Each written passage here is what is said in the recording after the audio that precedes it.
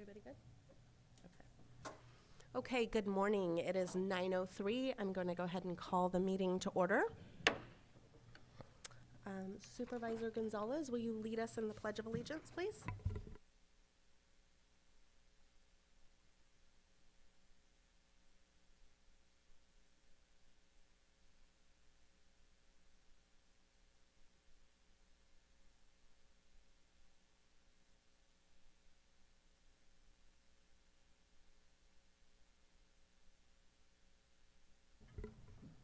Can I get a motion to acknowledge the certificate of posting? So moved. Second. All in favor? Aye. Aye. 5-0. Okay, moving on to presentations and recognitions. Is Victoria Montoya here? Yes? Okay. Victoria, if you'd like to come up to the podium, please.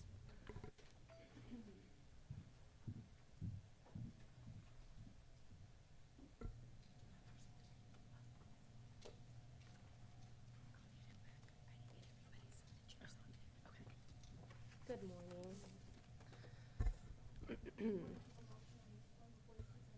What was that? Oh, yes, I'm sorry. I'll make that motion. I'll second that. All in favor? Aye. 5-0. Of course, we're going to honor you. We're so excited to be here honoring you. So on Tuesday, May 2nd, 2023, Victoria received the Outstanding Migrant Health Center Board Member Award at the 2023 National Association of Community Health Centers Conference for Agricultural Work Health. Victoria has been a board member of the San Benito Health Foundation for over 18 years, and she served on the National Advisory Council on Migrant Health from February 2012 to May 2016. Victoria has always been a voice and advocate for the families who follow the crops. She knows what their needs are firsthand because her parents migrated from Mexico to Ohio, then Michigan, then Idaho, and then the northern part of Texas. It was in Texas that Victoria began picking cotton at 8 years old.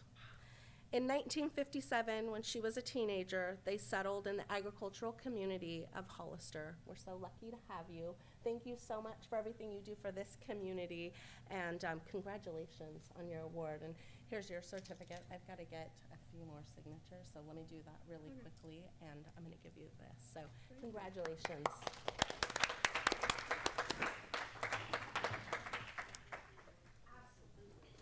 Like to say a few words. Here you go, Victoria. I just want to thank whoever put my name over there. And I just want to say that I'm going to keep on working. Now I'm going to limit myself because I'm doing home care. But other than that, anyone who needs a volunteer for anything, I'm always willing to volunteer. I'm a strong believer in giving time wherever you live. Thank you. Thank you, Victoria. Thank you for your service.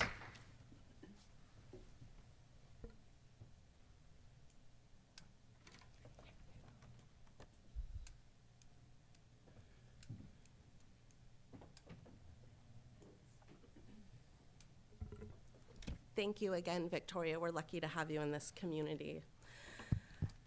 Okay, the next item, we actually received a public speaker card, I believe, for this item, which is approving a proclamation designating the month of June of 2023 as Lesbian, Gay, Bisexual, Transgender, Queer Plus Pride Month in the County of San Benito. So before we do this proclamation, if we can go ahead and have the speaker, please. Mr. Roland Resendez, if you'd like to come up. Madam Chair, if it's okay with you, we'd like to come up, the two council members, sorry, the Mayor, Samuel Batista, myself, with Luisa. Absolutely. Yeah, sure.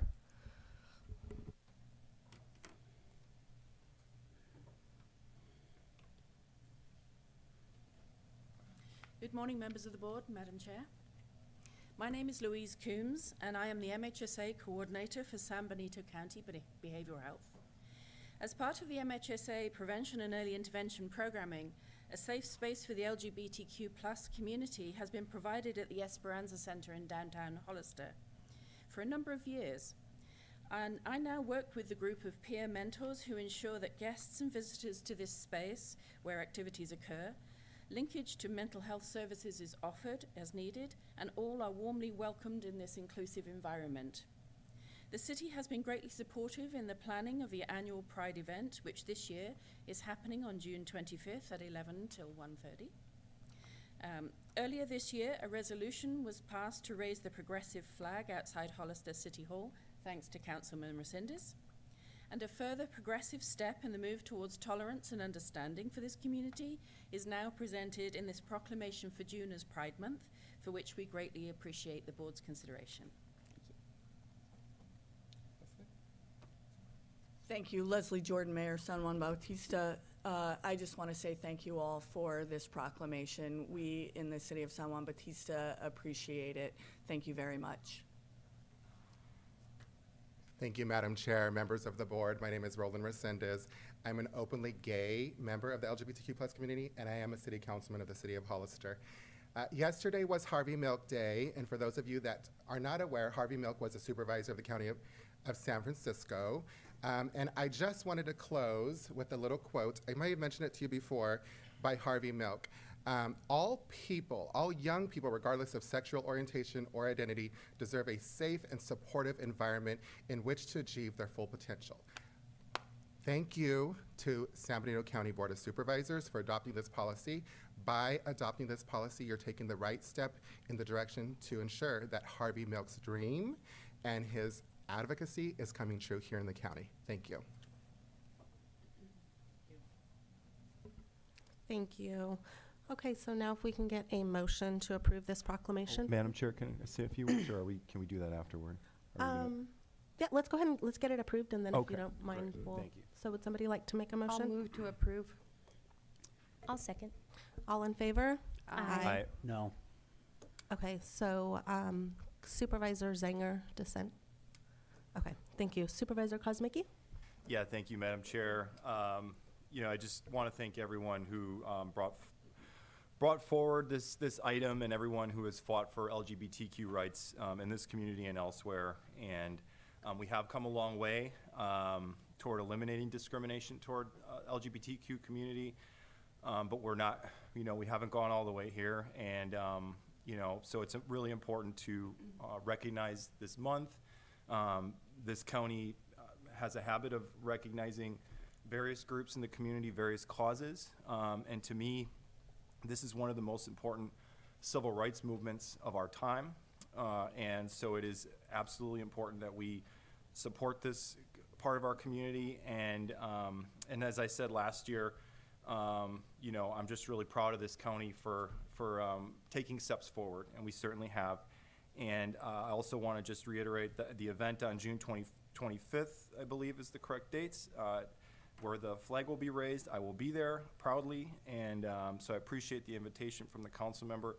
And then lastly, I just would recommend that I don't know if it would have to happen at a future date, but just to set this as an automatic item each year so that it doesn't become politicized, and that we, on an annual basis, that we recognize June as Pride Month. So thank you very much. Thank you. Supervisor Curro, will you present the proclamation, please? Absolutely, but I'll also second Supervisor Kozmicki for future agenda items. Okay, thank you.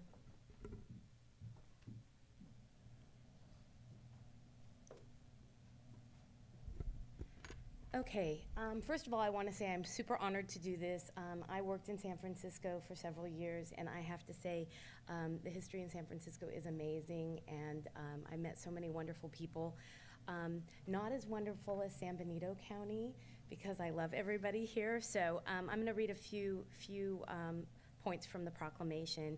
So San Benito County Board of Supervisors proclaims and declares the month of June 2023 as LGBTQ plus month. San Benito County Board of Supervisors wishes to commemorate the anniversary of the 1969 Stonewall Riot Rebellion, which inspired the movement of LGBTQ plus civil rights in the United States. The county is committed to ensuring that San Benito is a welcoming, inclusive, safe community for all LGBTQ plus family, friends, neighbors, and coworkers. The county denounces prejudice and unfair discrimination based on any category you would like to list. It goes on and on and on here. I'm just going to keep moving on. We must commit to supporting and accepting all individuals, particularly our youth, who, compared to their peers, are far more likely to experience violence, bullying at school, suffering from depression, struggles with substance use, and have attempted suicide. We must remain vigilant and deterring oppression and discrimination against people based on their sex, gender identity or expression, or sexual orientation. Celebrating Pride Month raises awareness and provides support and advocacy for the LGBTQ+ community, and it is an opportunity to become educated, engaged in dialogue, strengthen alliances, and build understanding.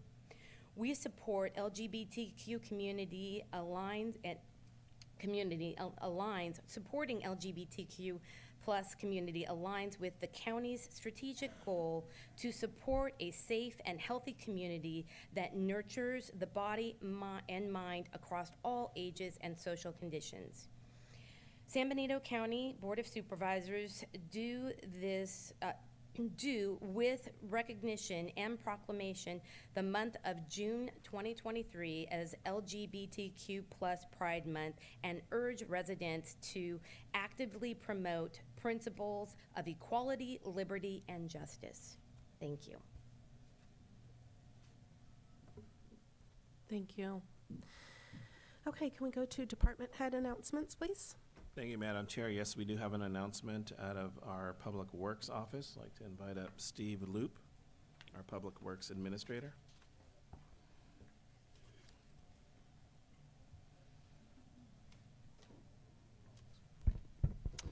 All right, good morning, Madam Chair, Board of Supervisors. We just have one announcement from Public Works. So the board, a few meetings back, actually approved the waiving of permit fees for building permits and public work permits for projects that were going to mitigate damages that were produced by our recent storm events. And so we looked at the wording of that decision that the board made, and the good news is that that waiver applies to grading permits, and so folks that are wanting to do some grading specifically related to storm impacts, their permit fees are able to be waived up to the amount that was approved by the board. And so folks out there that want to rebuild their driveways or do all kinds of fun things to help with the storm impacts from the last few months, I just want to kind of reiterate the criteria, because we still want you to submit a permit if you are moving dirt that exceeds 4 dump truckloads or 50 cubic yards. If you have less than 4 truckloads or 50 cubic yards, you do not need a permit. If you have between 4 and 120 truckloads, you just need a basic grading permit. So you just come down to the permit center, or you can do it online actually and submit through Excella, which is even easier. But the grading permit it's real simple. It's just your site information, your property address, how much dirt you want to move, and you sign your name, and it's give us a one-page site plan to say where you're going to put the dirt, and that's all you have to do for the grading permit. Again, the permit fees are waived, but we still want to track where the dirt's being moved for folks that would like to perform that activity. If you're going to have more than 1,500 cubic yards, which is about 120 truckloads, which is a lot, you have to fill out what we call a project application. And that way, when you give us your site plan, it triggers some kind of other oversight and reviews, just so we see where you're putting the dirt on your property, because 120 truckloads is a decent amount of dirt, 1,500 cubic yards. Again, the permit fee is waived, and so we just want to encourage everybody to submit the permit applications. And thank you, board, for waiving those fees. So that's all. Thank you. I'll just add one more comment to that. So with regards to the budget, your board did approve $75,000. And so far, there's approximately $10,000 that has been used up. So there's still quite a bit of budget left. So I just want to make sure you're aware of that. Thank you. Thank you, Steve. Just really quickly, just for clarification, it's anything over 1,500 cubic yards would require the project application. That is correct. That's the higher level, and it's about 120 truckloads. It's 1,500 yards. That's correct. Okay. So, All right. Perfect. Thank you so much. And I want to encourage anybody that to participate in this. We want to work with you. We want to get these stream beds and creek beds cleared out. I think it really will help in any of the future storms that we have. And so we encourage people to do this. And we're not trying to make it a complicated process. We just need to kind of know what's going on, but the fees are waived. So thank you so much, and thank you for making it a priority and announcing that in your department head announcement this morning. you bet. So thank you. Thank you. Thank you, Steve. We have no more announcements. Alrighty, bringing it to the board. Any board members have any announcements, future agenda items, or committee updates? Supervisor Kozmicki? Sure thing. Thank you, Madam Chair.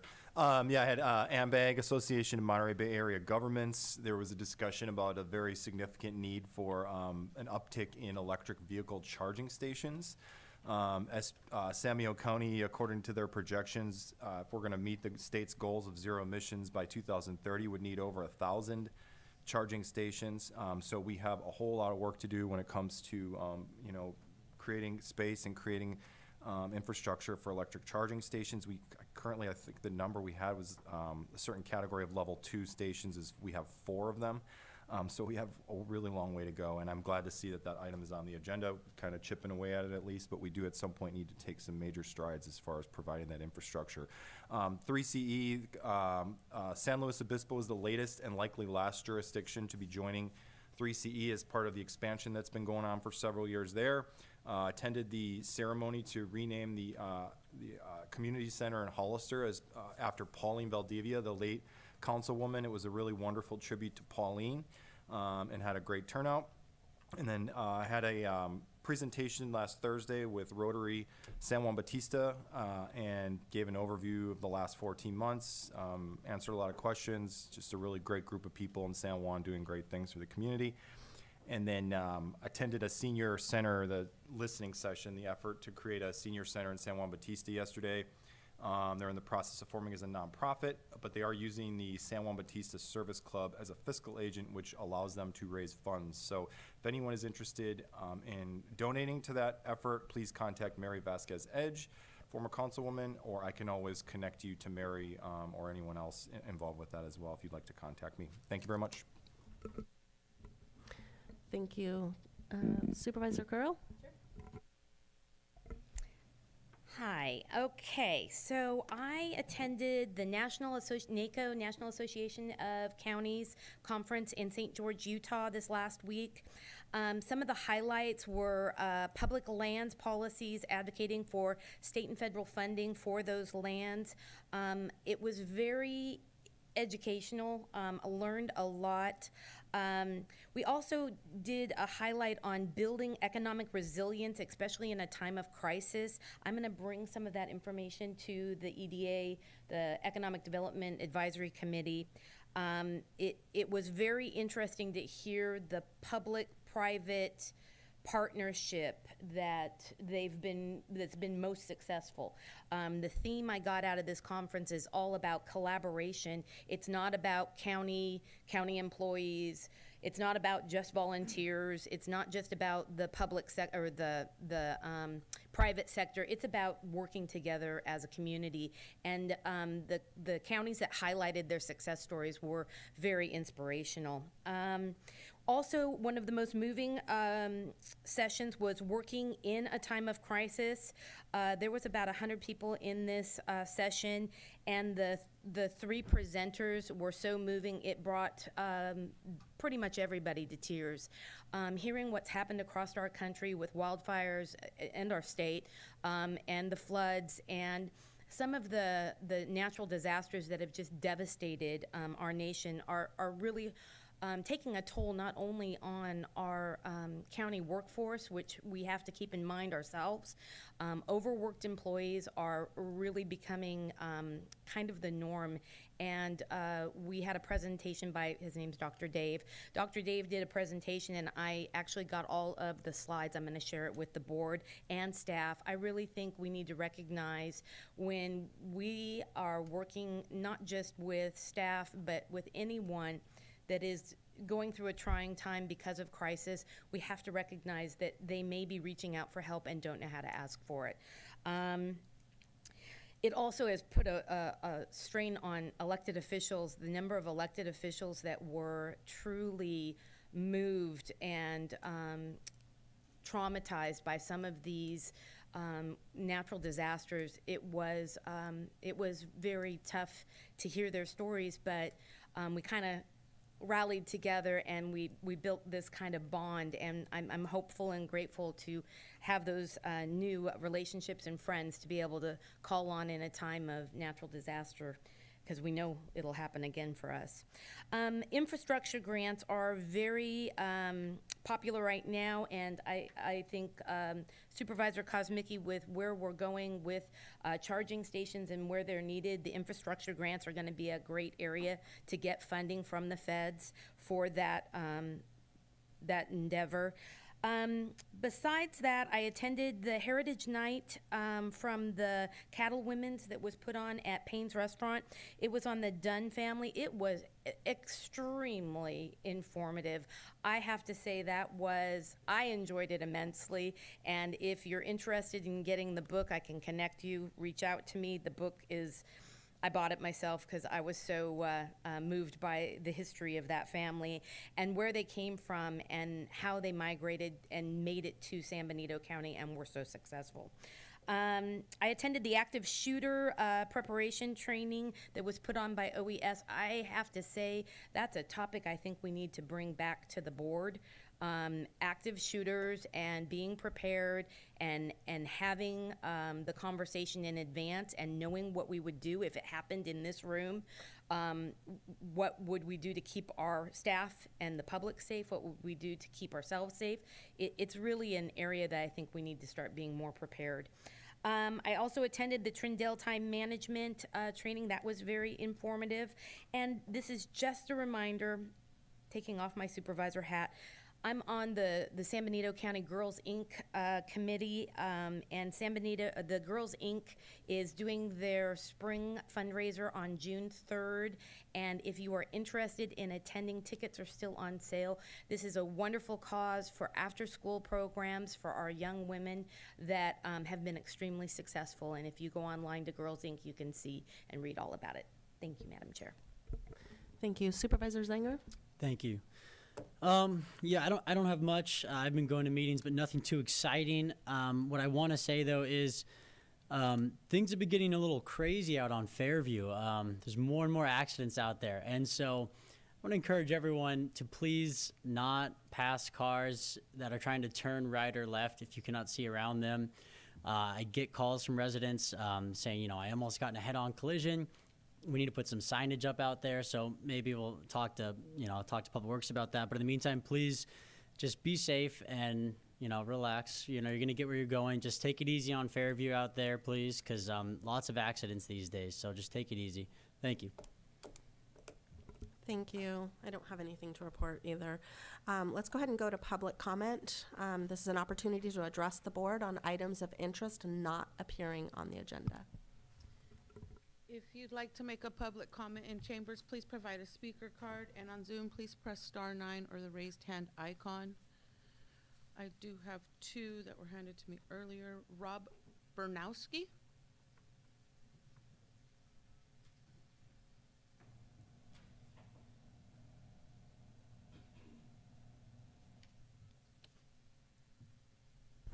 If I'm in the room, I just can't resist. So,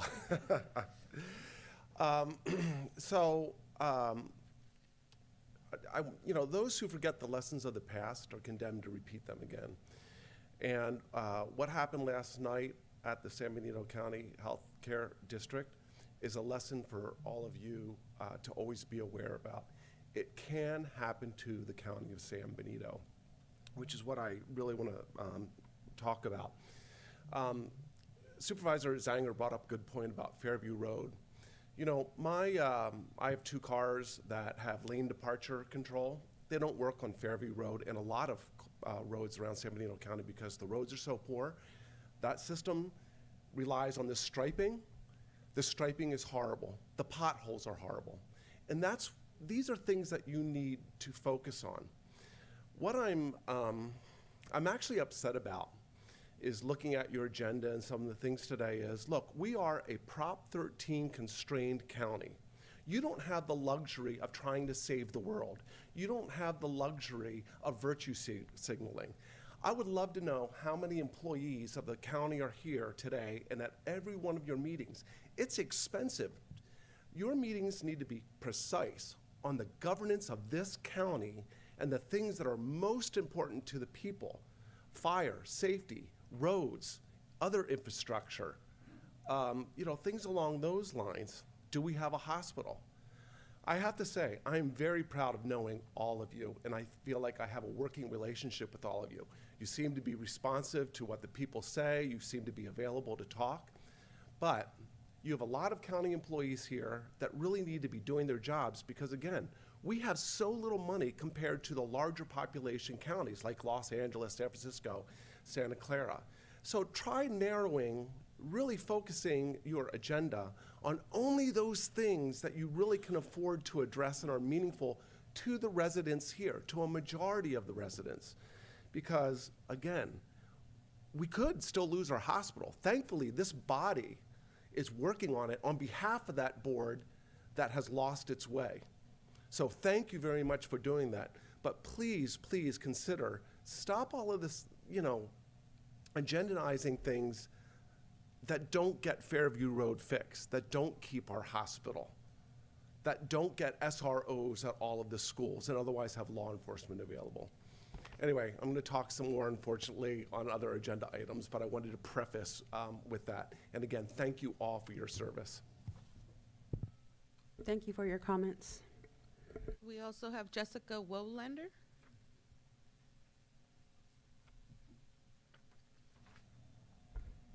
Hello, good morning. My name is Jessica Wolander. I'm the secretary of the Community Action Board.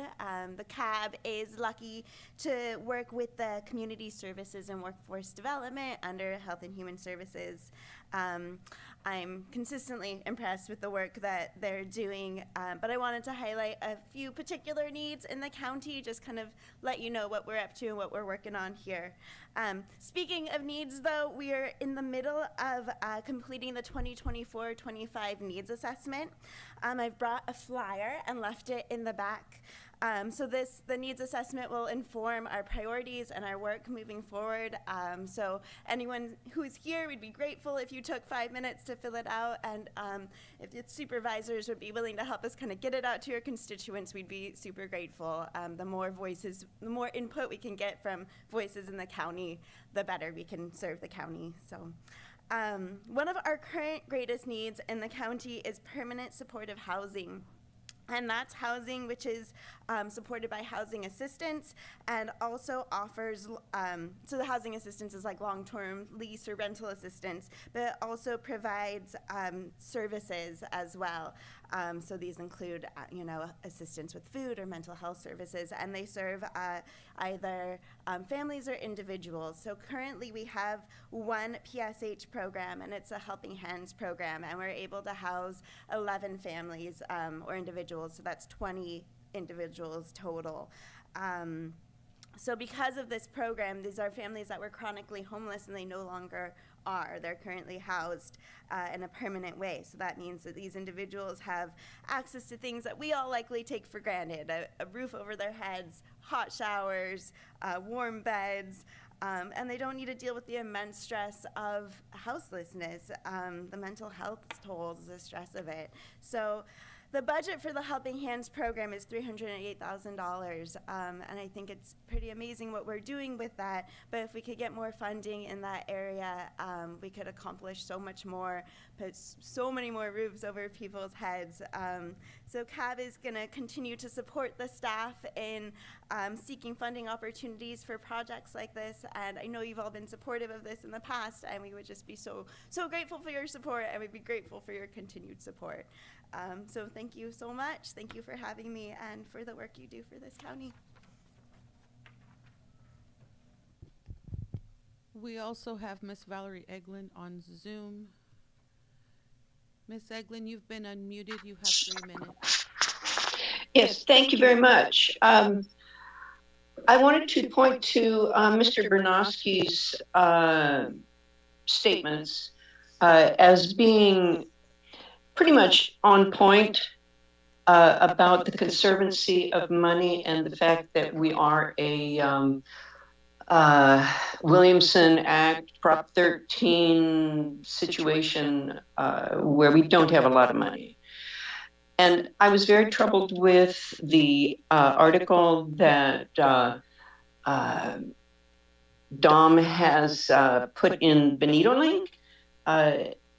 And I didn't know that he had a degree in economics or planning.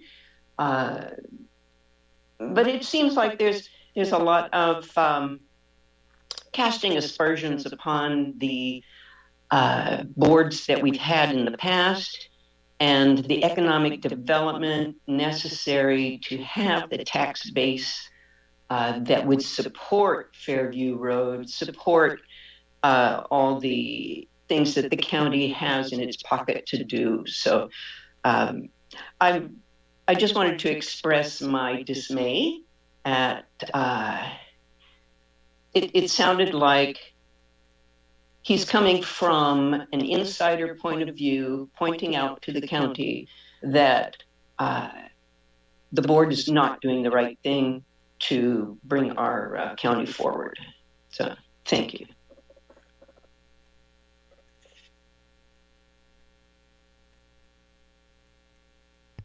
We also have Elias Salinas in chambers.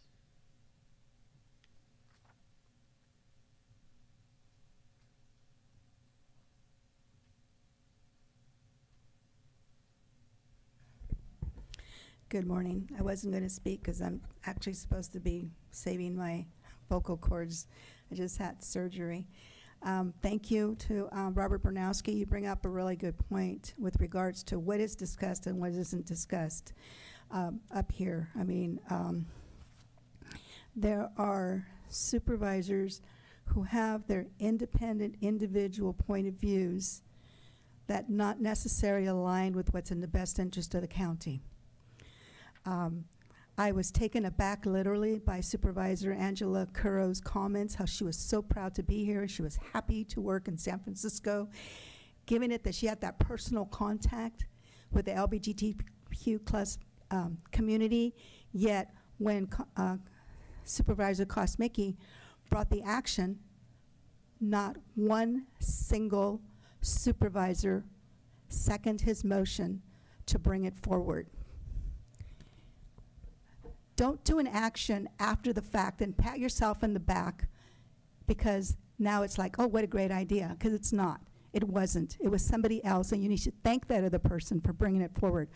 I do not necessarily, Supervisor Kosmicki and I do not agree on a lot of things, but we do agree on some things. And what I'm saying is that either speak your truth and be honest and stay on it, and don't come back and ride the bandwagon. Yes, I read the article also that the opinion piece that Supervisor Zanger pointed out. It just irks me to no end to put out there an opinion piece when you actually have no facts to back it. San Benito County has built less homes than the city of Hollister. That's a fact. And for you to turn around on an opinion piece to say that the previous board members have not done things for the best interest of San Benito County is total BS, total unfactual.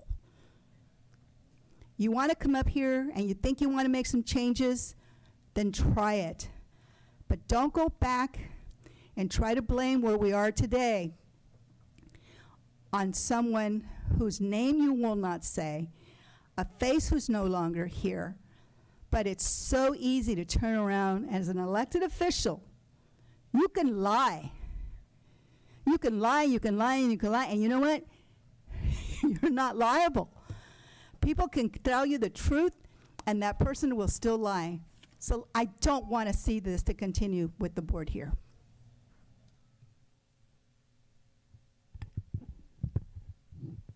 Looks like no further comment. Thank you. Do we have any public comment for consent agenda?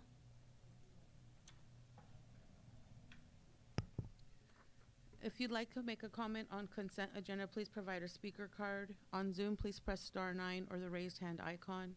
I do have one, Rob Bernowski, on consent agenda 1.6.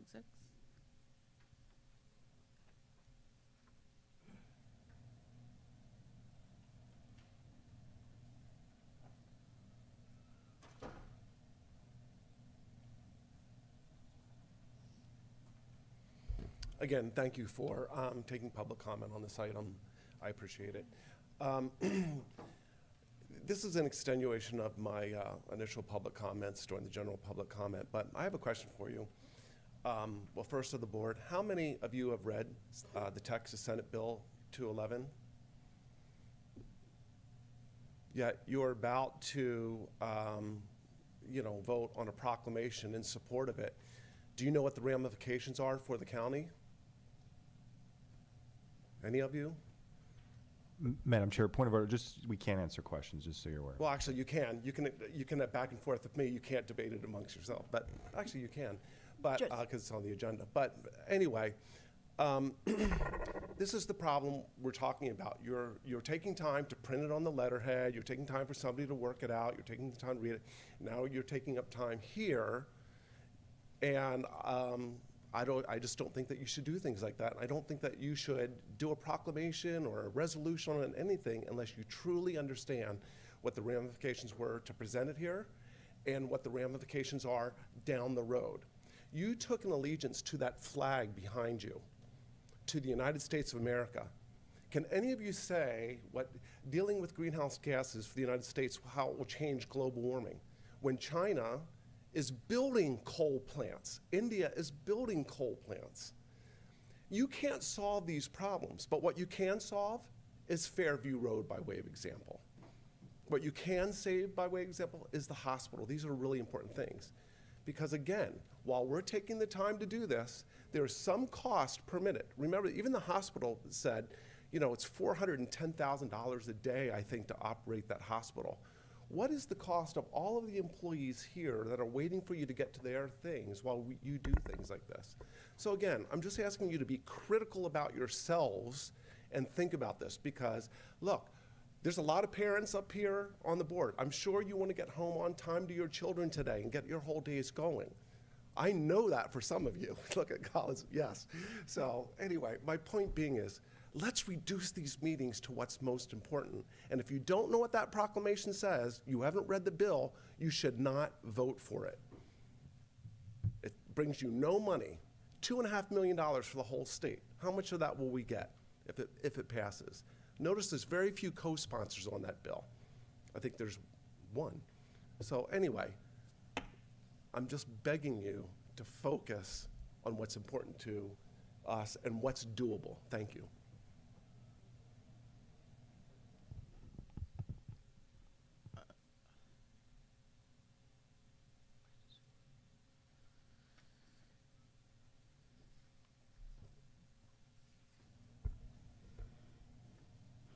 Consent item 1.6. Again, I wasn't going to speak, but it circles back to, I think Supervisor Kosmicki stated that this would be like 1,000 at those little generators or whatever they're called, charging stations. Then you have Supervisor Zanger saying no more housing. Also says no economic development as well, because he's against certain projects in San Benito County. He's against the Beto Bell project, and he's against the Strata Verde project. How are we supposed to bring in money to San Benito County? How are you supposed to bring in employees with these large corporations trying to attract them into San Benito County, and yet I cannot afford an electric vehicle. I don't know how many of you can, but I can't. And you want to, we had, there's some at the sheriff's office building, there's one back here by the library, then Safeway has some. So where are we going to put these? Think it out. I think you should discuss this among yourselves in an open forum. I'm not against trying to, and I know that the county is not against, and I'm trying to go towards the green, becoming green and more accessible, more self-reliant upon, using the solar or whatever. But the bottom of the line, the fact is, at the end of the day, we don't have the resources here in San Benito County. And every time I come up here, we don't have employees. We have vacancies because you cannot attract people to come and work in San Benito County because we don't have the ability to pay well. But wow, we're going to be able to, you can be able to charge your station. You can't even afford, our employees can't even afford to buy electric vehicles, but you're going to be able to have charging stations for them? I just think you need to think about exactly what is being done as what is being said. I think it all looks good. I think if you're saying, wow, I'm cool, I'm progressive, and I'm going to go for this. But there's more to this than just saying yes. There's a lot of work that needs to get done, and do we have the staff to assign them on what is next following this? What is going to come forward? Where are we going to get to for today, for tomorrow? And it takes time. And most of you know that it takes a lot of work for being up there. Thank you. No further public comment. Thank you. Okay, bringing it back to the board, are there any consent agenda items you would like to pull? Start with Supervisor Zanger. Thank you. 1.13. 1.13? Yes, Okay, 13. thank you. 1.13. Thank you. And I'll pull 1.6 as well. And 1.16, okay. And that is Zanger. All right, Supervisor Kuro, do you have any item to pull? Nope. Supervisor Kozmicki? Yes, thank you. 1.19 and 1.21, please. 19 and 21, okay. And Supervisor Gonzalez? The items that I was going to pull were already pulled. Okay. That is it? Okay, and I don't have any to pull, so we will hear, let's see, item, make sure I don't miss any here, 113, 116, 119, and 121 at the end of 116. I believe it was 1.16. 1.6. It was 1.6 and 1.6. 1.9 you missed. And 1. This is why we do this. Okay. I pulled 1.13 and 1.6. 1.13 and 1.6, not 16. Yes, that's correct. Okay, thank you. Okay, so 1.6, 1.3, not 16. Am I correct? All right. I got 19 and 21. All right. We're going to figure out a different numbering method for these guys. All right. Thank you. We will hear those then at the end of regular agenda. Okay, so moving. Can we I'll move to approve Oh, all yes, the others sorry. not Yes, thank you. articulated by the chair. Okay. Second. Somebody. Okay, great. So first and second, all in favor? Aye. Okay, 5-0. Thank you. We'll hear the others at the end of the meeting. All right, moving on to regular agenda. Item 2.1, receive an update from the Art Sculpture Ad Hoc and/or the Arts Council representative regarding options, including but not limited to costs of modification, relocation, and/or obtainment of a plaque signage.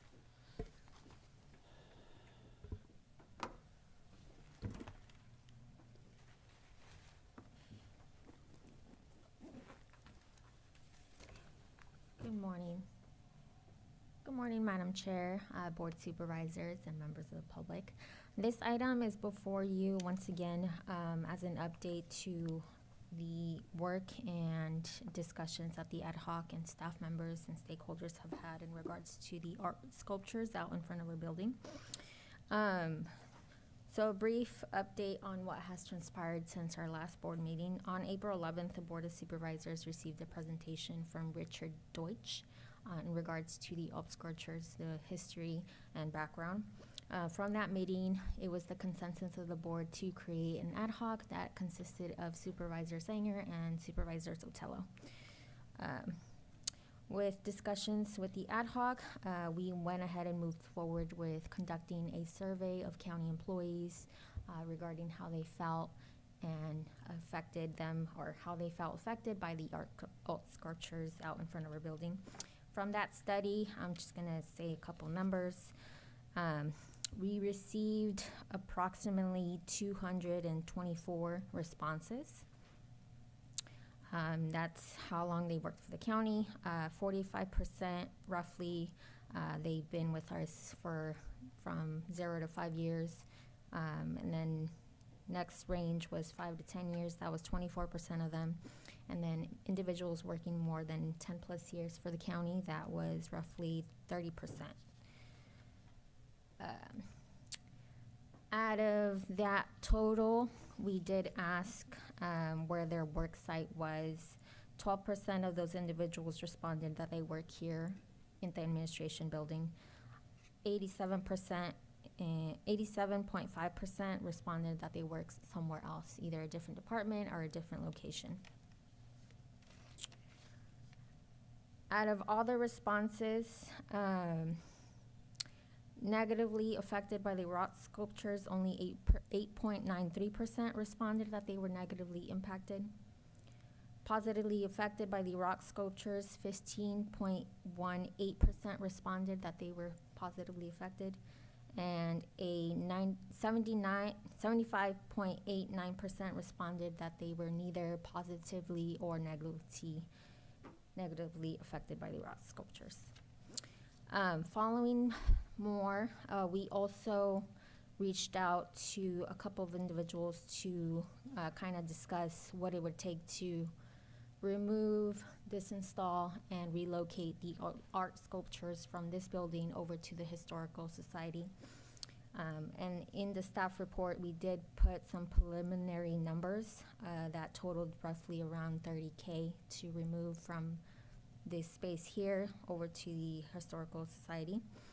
And then lastly, one of the other things we did conduct was get quotes for a plaque to put out in front of the art sculptures to kind of highlight the background and what they represent. We did get a quote from Metal Designs LLC. That was roughly $1,020. That does not include shipping. Another vendor that we reached out was SoCal Bronze. That was roughly between $900 and $1,000. Again, shipping was not included in that estimate. We also reached out to Savage Designs. Unfortunately, they don't do those kind of plaques that we were interested in obtaining. And then we did attempt to get an appraisal. Appraisal was said to be roughly around $150,000 of the value. We are still waiting on a second appraisal to get that estimate. With that, I don't know if the CEO has any further comments. And then Jennifer Lane, if she's present, I would like her to come up and give a brief presentation on the laws connected with art pieces. Thank you. Good morning. Jennifer Lane, Executive Director of the San Benito County Arts Council, and I was able to meet a couple times with the ad hoc committee just to provide some perspective, and I was asked today, it's not quite a presentation, but just to make the Board of Supervisors aware of two pieces of legislation that kind of govern copyright as it relates to public artwork and artist rights, really. So the first is a federal law. It's the Visual Arts Rights Act that Congress approved in 1990 that governs artists' authorship and in two ways. So the first is called a right to paternity and attribution. So it's basically that the artist needs to be identified and in the artwork as the author. And the second is the right to integrity. So it's basically whoever owns the artwork or commissions the artwork has the right or has to observe the right to prevent intentional distortion, mutilation, modification that could potentially damage the author's reputation and honor, and also to prevent against any gross negligence. So for destruction of an artwork. So what it means basically is that whoever commissions or owns the artwork has really an obligation to prevent both the intentional and unintentional distortion of the artwork. This does not mean that the county couldn't, with the artist's consent, potentially move the piece, but then the artist has the right then to remove authorship. So this is really one critical piece to think about when you think about the appraisal. It's not a given that if you were to sell the artwork or to move the artwork, that it would still be a Richard Deutsch sculpture. The artist could then decide, this is no longer my piece, your actions may damage my reputation, and so I remove my authorship. These rights can be waived, but it has to be done very explicitly in writing. Again, this was passed in 1990, so it does apply to this piece, which was commissioned in 1994. The second piece really is state, so it's the California Art Preservation Act that was actually approved by California law in 1979, so it's very similar to the Visual Arts Rights Act, or VARA. It just differs a little bit. Well, there are different areas where it differs. One area that it differs is with the Visual Arts Rights Act, that kind of stays in place until the artist's death, whereas CAPA, the California Art Preservation Act, preserves those rights until the 50th anniversary of the artist's death. So there are some things to consider. What it means is that if the county takes actions without really looking into, and I have to preface this all by saying I'm not a lawyer, so follow up with your legal counsel. But if whatever actions the county takes, it will need to really consider these two pieces of legislation that govern artists' rights and public artwork, and make sure that it's in compliance and it's not really on the hook for any violations. So just another element to consider on top of the survey, on top of the costs, and what you all decide to do. Thanks. Thank you, Jennifer, for explaining that. So we'll just pass it back to the ad hoc, and we'll let the ad hoc say a few words, and then if you want to open it up to public comment, you may. Do you want to start? You want me to start? Go, take it away. Go for it. Okay. So yeah, Supervisor Zenger and I have met multiple times with staff, and Jennifer, thank you so much for being a part of kind of that ad hoc committee and helping us kind of go through all of these different things. Not an easy topic per se. I know some people are incredibly passionate about this, and it's incredibly important to them. But I think as the ad hoc committee, we were really trying to look at this as objectively as possible, and kind of what is kind of what's going to go into this, and so making sure that we understood the laws, making sure that we understood the feelings of the county employees, and making sure that we knew the financial impact this would have on the county. I think that's all of the evidence that is being brought forth today, and it was a very interesting ad hoc, and it was, thank you for allowing me to sit on there. But do you want to add anything, Supervisor Zenger? I mean, not much to add. Gracie pretty much summed it up. I mean, we went through the costs and went through the survey and everything else. And yeah, I mean, I was glad I was on the ad hoc as well. I was glad I had a voice in that. I don't think we need to have the whole statute discussion all over again like before. We kind of did that. So I guess we should just, I don't know, what's the official ad hoc recommendation? Do we give a... Should we be giving a recommendation, or let's just maybe go to public comment and then we can... Sure. And I mean, I will say, I know it's so easy to think, you know, I had multiple people call me, well, we could just take it down. And of course, it's not that simple. Everything's a lot more complicated than that. I had people, well, we'll just go down there and bulldoze it. It won't cost you a penny. We just can't do that. That's just not... the right thing for us to do. And I think we had people that called us and wanted to purchase it. I don't think I'm allowed to talk about that at all, but again, it was not that simple. And so, Yeah. and I don't even know how real it was, but being on this ad hoc was definitely eye-opening, so. Yeah, and I'll just add to that real quick. Yeah, I heard a lot of comments of the sort of, you know, I'll throw a chain around it and take it down with my truck. It's not really how it works. There's a steel pole going into the ground. You'd have to chip out the sidewalk around. You need to pick it up, move it. It's granite. It's extremely heavy. And then you need to reinstall it and then replace the sidewalk. There's a lot that goes into it. So it's really not, like you said, it's not as simple as I could tear it down, you know, give me a chain and a six-pack. I'll do it. I heard a lot of that. And that's just it's not how something like this works.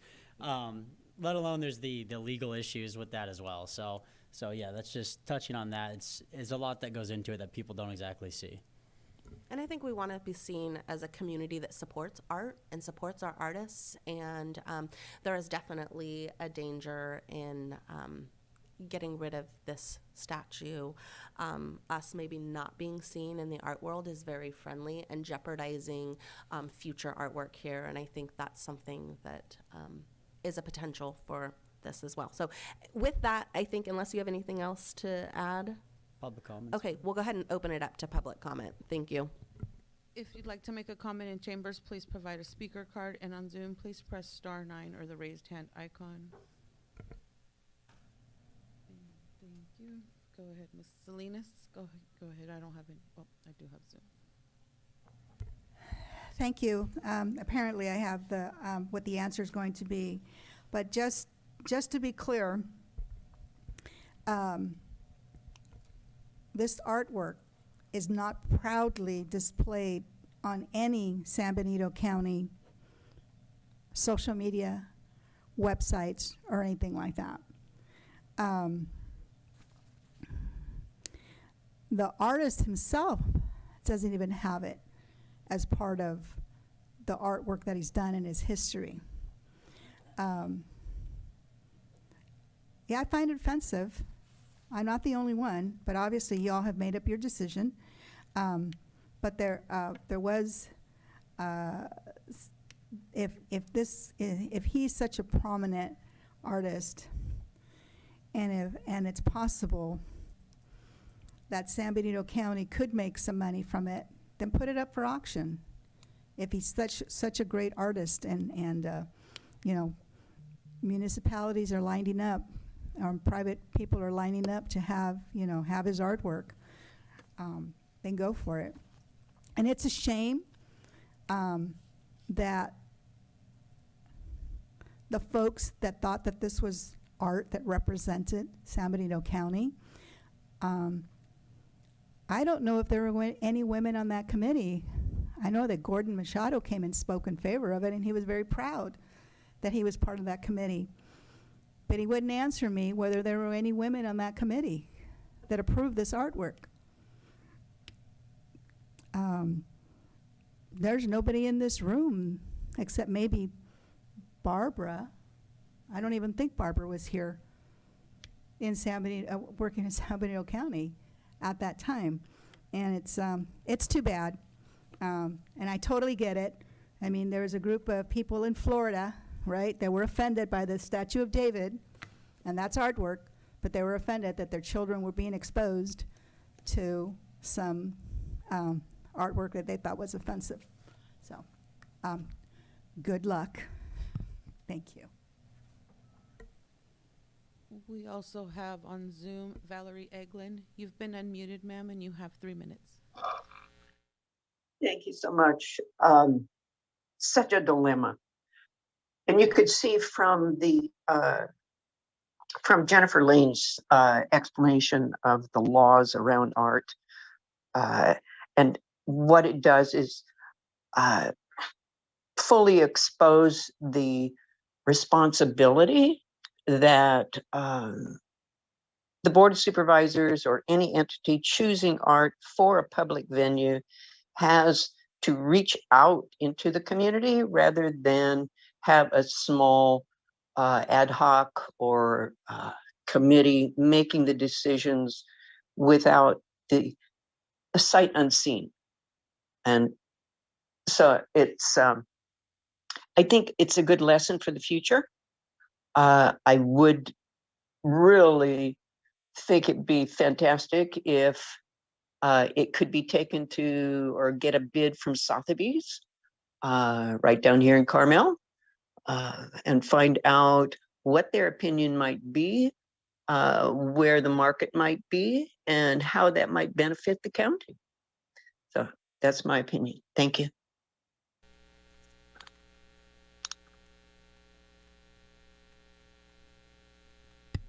No further public comment. Thank you. Okay, bringing it back to the board. Any comments, questions from board members? I'll just make a quick comment, unless I'll make a comment. Just addressing a few things. Just for the record, it does appear on the county social media. The art does appear. It has been online. And I think, yeah, we could definitely do a better job of getting it on the website more if that's something that we want to do. Other than that, I would just say that what I said last time we discussed about this was that it really, where I'm coming from here is just that I think, as we heard public comment about earlier, we need to kind of have priorities focused and just focus on things that really make a difference to the county. So I'd be happy today, I'll hear the rest of the board here, but I'd be really happy if we can just, move on from this, find a solution that works today and move on and be done with it. So that's all I have to say right now. Madam Chair, thank you. Supervisor Kozmicki? Yeah, so first off, on the survey, I just, going forward, if we're gonna do surveys, just, I'd like to see us use a secure survey. This was a survey that anybody could have filled out, so if any one of our 500 employees could have sent that to anybody in the community who is concerned about this, and they could have responded to it. So the survey is, in my view, is completely invalid. And so going forward, I just would like to see us use something that's more secure. And then, as I previously stated, look, the best compromise to this, and when there's two sides, and really, it's overwhelming. I had no idea the level of, the level, I don't want to use the word support, I guess the level of people thinking this is absurd that we're having this conversation. I don't normally use Facebook as a barometer of where the public stands because it can, it can be a little tainted, but when it's 99% or so people and there's hundreds of people responding and they're really upset that the county board is even considering removing this art, then to me, we should clearly take notice of that. And so the bottom line, this is art. There's varying interpretations to art. There was no intent from the artist.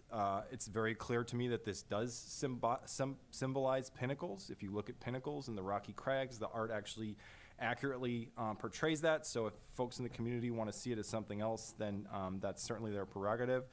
And then other than that, I also am sympathetic to censorship concerns with art, and it would be a really bad use of taxpayer money to remove it. So I'm going to suggest that we put up a plaque to clarify. So if there are any questions of folks out there that, think that it might be something else, just clarify what the intent is and we can move on. Thank you.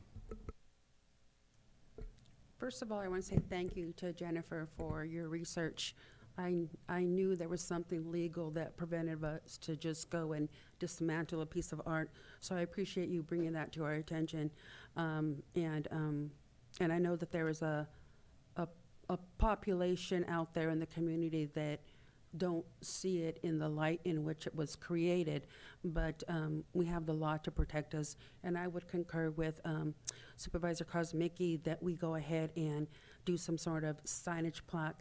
And so, from the artist in bronze. And so I'm going to go ahead and make a motion that we allocate up to $2,000. It looks like the cost is Can you around. save your motion Yes, until okay. I make public Okay. comment? Or I Uh, speak? Thanks. Okay, it looks like the cost itself is about $1,000 plus shipping. So when I do make my motion, so that way the artwork itself isn't defaced, isn't damaged, but it is altered in such a way that it describes what the artist's intention was, and then we can go ahead and move on from this. Thank you. Thank you. So, first of all, I want to thank the board for really bringing this, and this topic I know may have seemed ridiculous to some people, and I get that, and believe me, I heard a lot of people reached out to me, but I want to thank this board for being open to at least researching this and looking at what this was going to kind of what it meant to the county and what it was going to cost and what the laws were and what the options were. Could we modify what, So thank you for that. And I agree. We financially, it doesn't really make sense for us to spend this money on it. I would like to make sure that we are seen as a art-friendly community. I agree, maybe in the future, get more community feedback. I think even with the surveys, a great opportunity for us to be maybe gauging our community's feedback on different items, right? And so I think we learned a lot from this process. And so at this time, Supervisor Gonzalez, would you like to make a motion? Yes, I'd like to make a motion that we allocate up to $2,000 for a signage plaque to, again, describe the artwork in the intention that the artist created it. Second that motion. Okay, all in And I favor? have just, Madam Chair, if I may just add, Yes. if you could provide directions to staff to do that, or either bring it back to the ad hoc for what that plaque was gonna look like. So staff can work on that and just move that forward, or we can bring it back for final approval through Does the the ad hoc wish to be part of the design phase? yeah, I wouldn't mind, just so we can Okay, get. then So I'll the- amend this that one. so that way it comes back to We the don't ad want to hoc. replace the plaque after if there's some issue. Touche, yes. That's a Okay. good point. Okay, so the motion is for them to bring back, for staff to bring it back to the ad hoc for the Yes. design of the plaque. Okay, all right. so we Chair, have if I can just Yes. say one thing before we take the vote here, just so that there's no, I don't want there to be any bad blood between this county and Richard, the artist here. I know he seemed like he was getting a little frustrated with some of this towards the end. I just want to thank him for coming again and giving the presentation. And, I know that there's mixed reviews of his art, but I'm sure he understands that. I just wanted, want him to know that, we don't have anything against him or against artists in general. And this is a art-friendly county and all that. So that's all.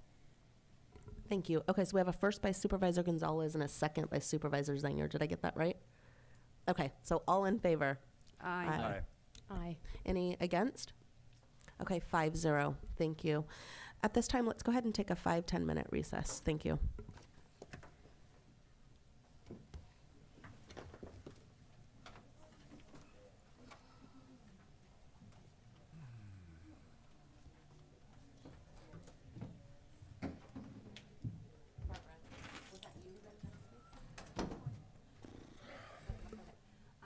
Are they here yet, or do you want me to skip to 2.3? I think that they're not here yet. Okay, so we'll go to do 2.3 next. Okay, I'll let Francisco. Thank you. He'll be next.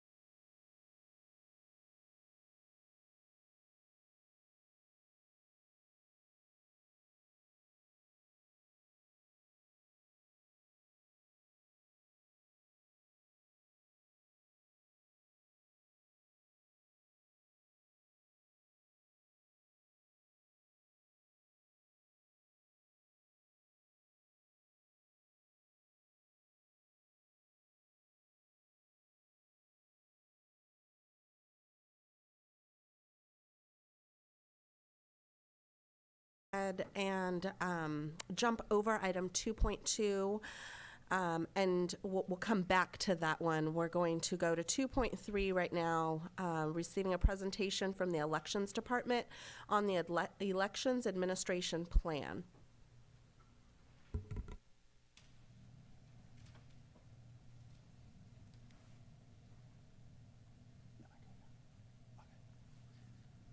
Good morning, Board of Supervisors, Madam Chair, and members of the public. The Election Department is proud to present the final amended Elections Administration Plan, commonly referred to as the EAP.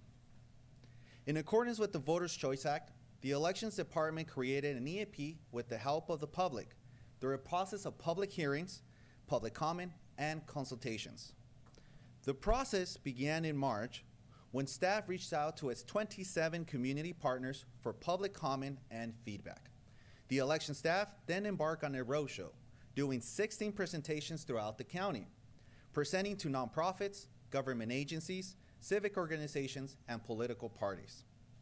In addition, staff received feedback collectively from groups like the Democratic and Republican Central Committees, Aromas Democratic Club, Disability Rights of California, the Election Integrity Group, and Benito Link.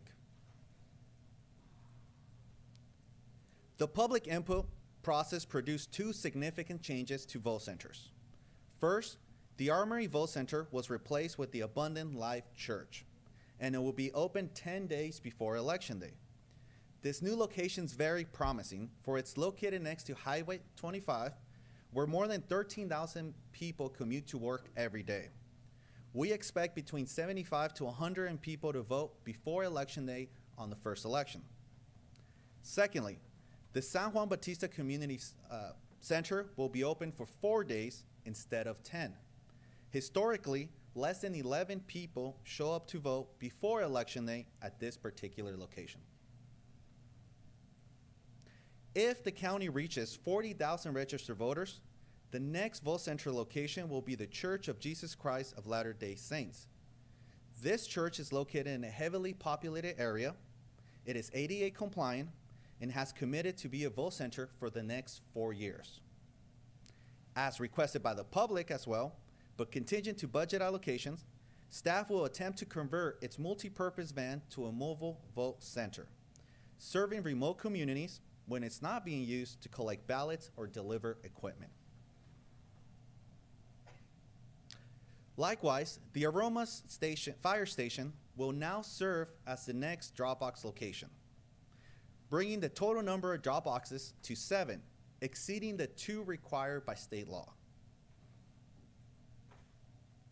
To ensure that the public is aware of these changes and any other critical election information, the election staff has committed to a robust outreach plan that includes traditional media like newspaper, quarterly newsletters, direct mailers, billboard, and bus advertisement. But also, it will employ new media strategies like online advertisement, social media marketing on Facebook, Instagram, Twitter, or Nextdoor. And it will continue to create election-specific campaigns with prominent members of the community. Finally, the most effective outreach in San Benito County, it's old-fashioned in-person outreach. Election staff has committed to participate in these events that are listed here as requested by the public. However, the election staff regularly far exceeds the events listed here. For example, here with me I have Cheyenne and Kinsey, who I want to recognize because they deserve recognition for being our best election ambassadors. They regularly attend farmers market and our local high school tabling, registering people to vote. And finally, I want to thank our 27 community partners who participated through public comment and attended our public hearings. I also want to give a special thanks to the Board of Supervisors for bringing to my attention disparities in our outreach plan, and also for facilitating communication between the residents and my office of San Benito County. Now, we feel confident that the Secretary of State will approve our EAP plan by the end of this month. That's all I have. Thank you. Do we have any public comment? If you'd like to make a comment in chambers, please provide a speaker card, and on Zoom, please press *9 or the raised hand icon. I do have 2 in chambers. Devin Pack.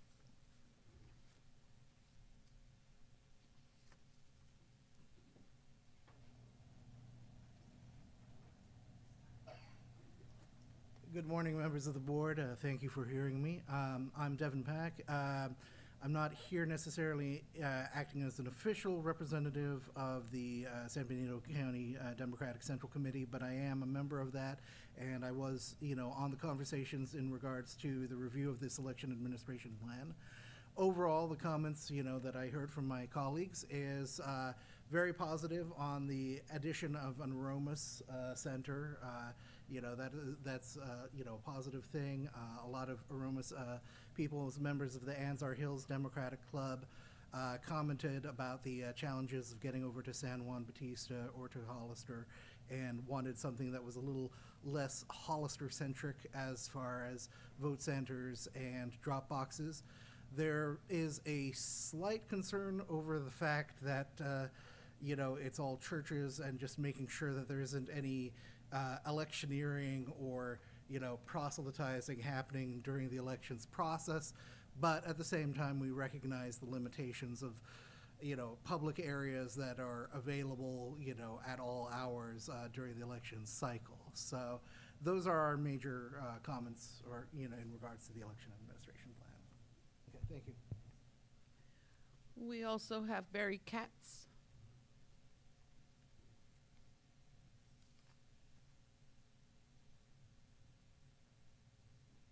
Well, thank you. My name is Barry Katz. I'm a member of the Anzar Hills Democratic Club. I don't, so much of what Devin said is kind of what I had, so I'm not going to repeat that so much. I do want to say we were concerned from the start. Traditionally, the firehouse has been our polling location forever, as far as I can remember. So we're glad to have, in fact, I drove over there to see if there was a drop box at the last election, which there was. So we're really pleased. And we're pleased with the election department for putting that into the plan and responding to our feedback there. Lastly, just to say that we also conducted a poll via Nextdoor, not very scientific, but the support was overwhelming. Over 90% of almost 100 people responded that they very much wanted to see it there. That's all I have. Thank you. We also have Steve Umfleet on Zoom. You've been unmuted, sir. You have 3 minutes. Okay, thank you. So I've lived in San Benito County for over 20 years. I'm a software engineer, worked on machine learning projects, image processing, DNA sequencers, online payments processing, etc. I spent roughly 30 hours per week over the last 18 months studying our county, state, and federal election systems, processes, laws, and records. Thanks to Francisco Diaz and his staff, I spent many hours last year learning how San Benito County elections are conducted. I coordinated teams of election observers for the June primary and November general elections. My team consisted of Republicans, Democrats, and unaffiliated voters who were all anxious to do their part to see that our elections are conducted properly. So I'm going to make a couple comments regarding the EAP and a couple of general comments about our elections. So the mobile vote center, as an election observer, I consider this a challenge. It's not easy to field a team of observers to monitor mail-in processing and vote centers that are open for 4 to 10 days. So maybe Francisco and I can work on something there. We'll see how, if that something can be worked out. The Aromas Dropbox, as Devin mentioned, I'm happy to see this accommodation for Aromas residents. I know sometimes how it feels to be left to the side, and so this is a good thing. Now on to general voting. Our vote center model uses a great deal of technology. Technology is amoral. Whoever applies it most creatively wins. My time working at PayPal's payment risk department showed me that much. So, for this reason, I would like to note my appreciation for some of the processes that we use in our elections, 2 of them. So we had a recount following the November election. The recount wasn't based on ballot images, as is done in many counties, but we recounted the paper ballots. I've written software that can insert parts of one image into another without leaving obvious indications of manipulation. Packaging what I've written into malware that gets into a scanner could be troublesome for those who depend on ballot images. So recounting paper ballots is non-technical and transparent. I like this approach. Other counties have tabulators at their voting locations and transfer vote counts on thumb drives from voting locations to central count. Thumb drives represent a well-known vulnerability in election systems. What do? We transport the paper ballots with clear chain of custody back to central count. That's low-tech, transparent, and reassuring. So I will leave it at that, and thank you.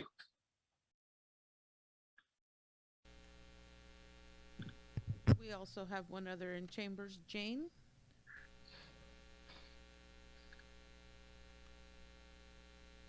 Hi, my name is Jane Reckett. I live in Aromas, California, and I'm a member of the Anza Hills Democratic Club. And I want to thank the Elections Department for running such thorough and informative meetings for the public, and thank them for the plan they've developed. I agree that I would like to see it not so church-oriented, because I do believe that inhibits some potential voters from going to those sites. And I also would like to encourage that the western part of the county always be considered in all the decisions, particularly involving government. Thank you. No further public comment. Thank you. Any comments or questions from the board? Supervisor Gonzalez? Thank you. Thank you for the comprehensive plan.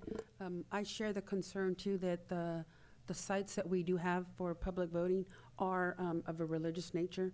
Personally, it doesn't offend me at all, and I appreciate anyone who's volunteering their building and their location, but as some of the speakers said, it might inhibit voters, and so possibly if we can't look for other locations now, if you continue searching for more public locations as opposed to just strictly the religious sites. Okay, that's it. Supervisor Kosmicki? Thank you, Madam Chair. I just want to thank all the folks. I know Aromas was particularly interested in this topic, and there were some concerns, and so thank everybody for being engaged from that area of the community, the different political parties giving everybody that gave their viewpoints, and to Francisco and the election staff, just for, I haven't heard anything but good things. You know, even if people disagree, that they want a certain thing, like the polling place, I guess, that that you were engaging with them and that you were doing everything you could in a positive way. Ideally, there would be a polling place in Aromas, and so let's keep that discussion going. I know it's very expensive, and that was one of the issues, and the drop box, even, there's costs to that, and so I really appreciate your willingness to work with folks over there. And when I got complaints, and I got a lot of complaints, not complaints, but just people, communicating that their desires, and then I spoke with Francisco about the drop box in particular, and he was very receptive to having that in the plan and having the drop box. So thank you so much for that. I think it'll be a big deal for Aromas folks, and that's all I have to say. Thank you. Supervisor Girl? I just want to say I'm glad that we transitioned from a polling place model to a vote center model under your and Joe Paul's regime, because this is a lot of work. One of the challenges, and I kind of wanted to have you highlight on this, is why are you having to do so much outreach? Can you explain a little bit about what the vote center model does compared to the polling place model? Yes.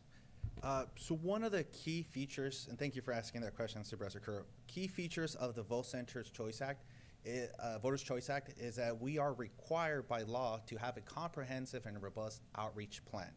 Not only are we required to do presentations to different organizations, but we must take into account all groups of the community, all peoples of special interest, people with disabilities, people with English limited proficiency.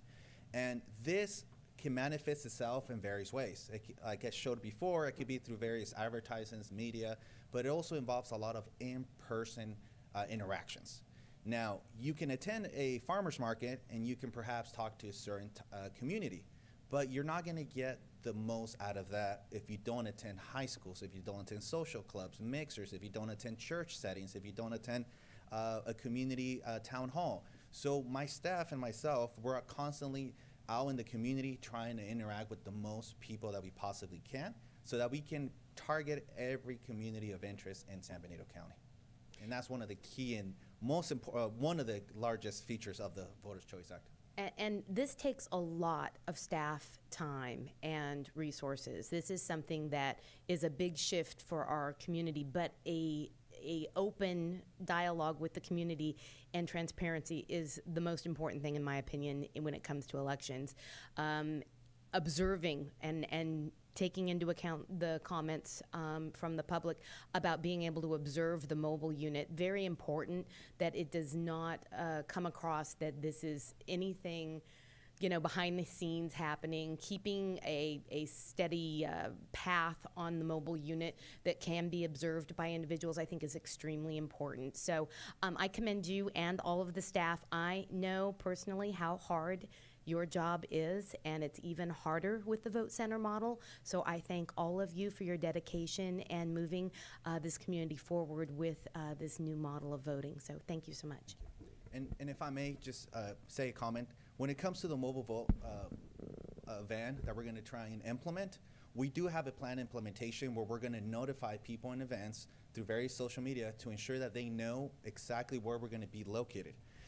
When Mr. Umfley, who's part of this large group that does have 30 to 40 observers, they're also going to be notified of our locations, our time of arrival, when we're leaving, and they're actually going to be invited to participate in this process.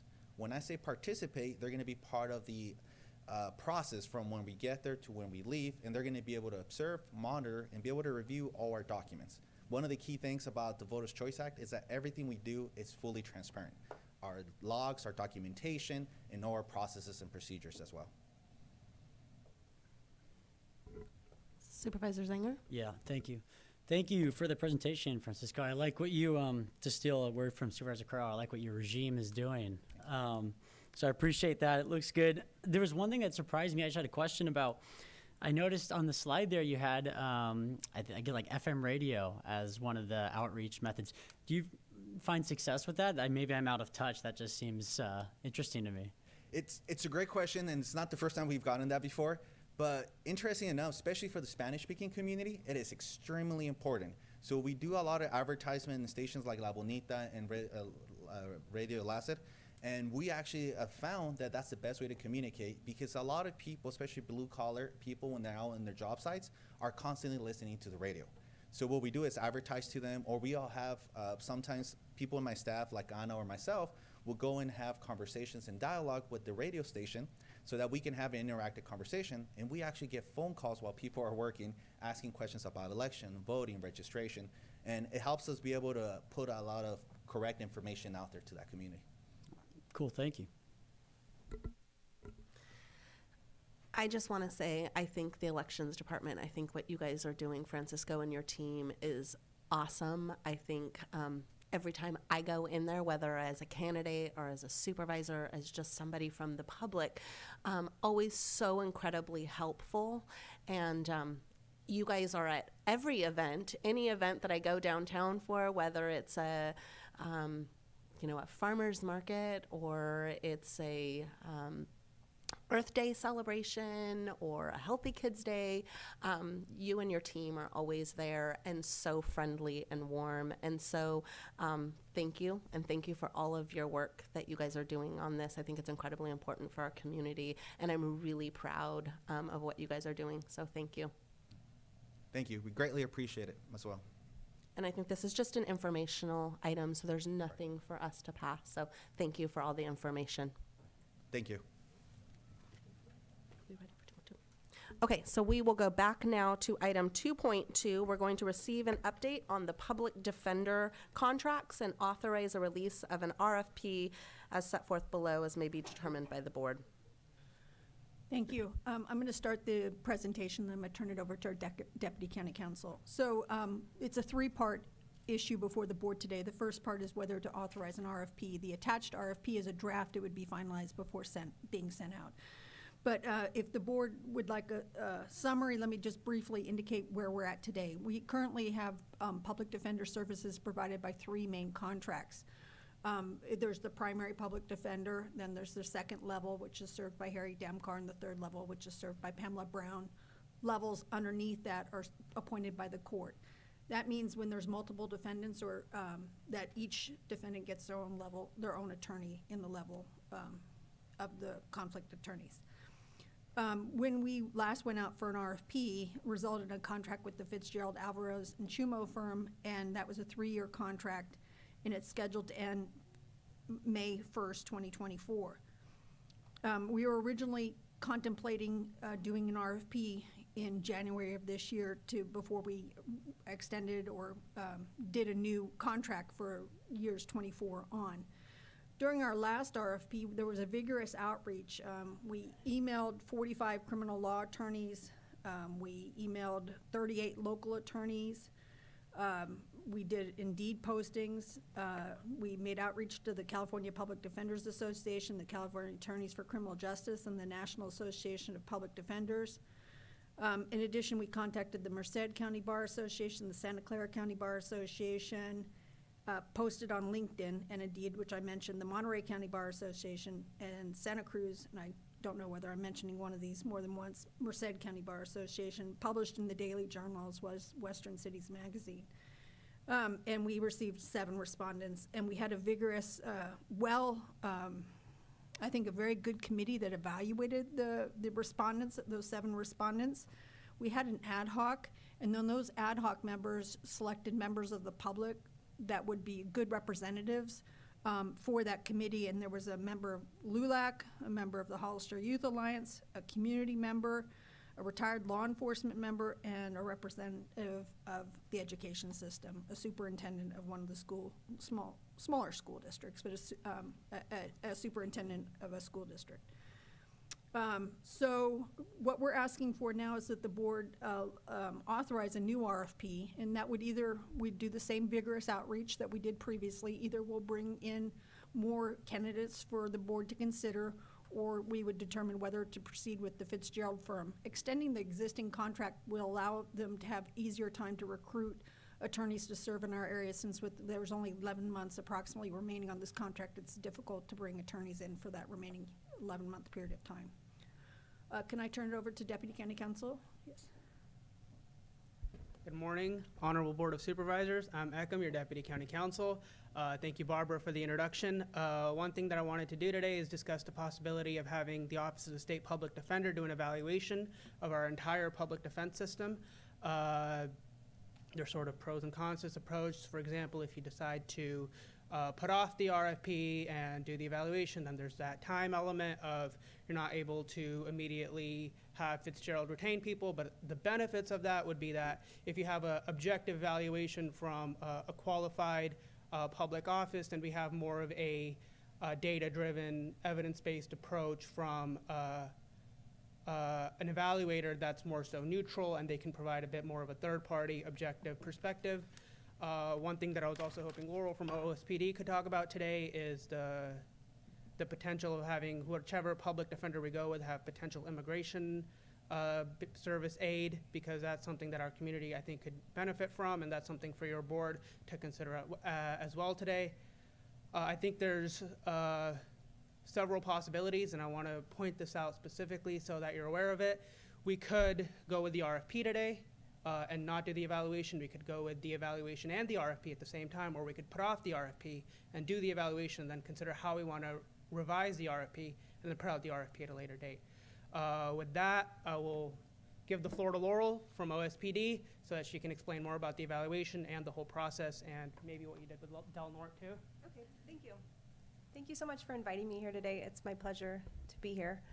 I am an attorney for the Office of the State Public Defender. I was a public defender in Alameda County for almost 17 years before taking this position as the Director of Capacity Building for this new unit. So the governor's office recognized the state had a role to play to ensuring that counties were providing adequate defense. And so he set up this small unit within the Office of the State Public Defender, which usually just does capital appeals. And our unit is focused on training attorneys throughout the state, but also providing counties with assistance who are wanting to rethink their systems in small or big ways. So our unit is comprised of a few former public defender attorneys who are experts in indigent defense. And what we do is, if a county wants us to, we can do something as small as sit on your panel for your RFP and help you as a subject matter expert interview your applicants, or we can do something as large as evaluate your entire system. And all of it is free. It's paid for by the state.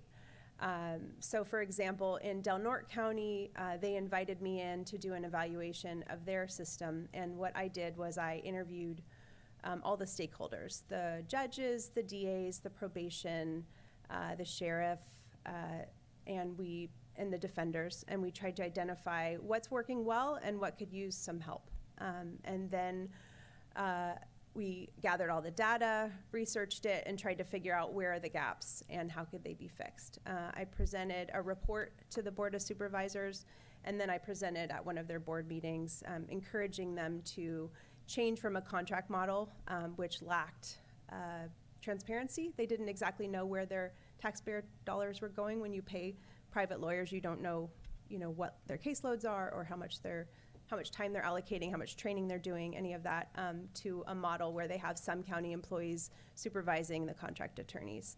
And so they voted a couple of weeks ago to implement what's called a managed assigned counsel system. We also are currently evaluating Kings County, which is a much larger county, and one of my staff members is preparing a report, and because it's a larger county, it's going to be maybe less focused on the interviews, although my staff member is doing all the interviews, but also including a lot more data about what kinds of gaps there are, how many Marsden motions are being filed against the attorneys, whether there's investigation going on, whether experts are being hired, whether jury trials are going on, and what's happening. She's also undertaking a consumer survey. So she's surveying former public defender clients in Kings to find out what their experience was with their indigent defenders. So what we could do for you is we could evaluate your system if you want us to. It takes a few months, so you would have to make a decision about the RFP. Or if you don't want to, if you're not ready for that, if you want to go with the regular process, we're also happy to be just a sideline assistant as a subject matter expert.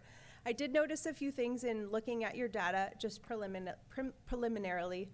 I noticed that 81% of your jail population is pretrial, and so that indicates to me that you might be able to add some assistance on the front end before arraignment, so that the judges have better information about who to release, and so the population doesn't stay in jail and destabilize and sometimes lose their job and housing. I noticed that 75% of your arrests are for misdemeanants, and so you could potentially set up a more robust diversion system that would allow for misdemeanants to not necessarily have the burden of the full court process if they could rehabilitate before having a criminal record. I noticed that you have sort of a normal incarceration rate comparable with Bay Area counties, so that was encouraging. I also noticed that there was a disparity in funding between your district attorney's office and your defense system. That was pretty significant. So that's something to consider if you wanted to create a more robust defense system, even in minor ways.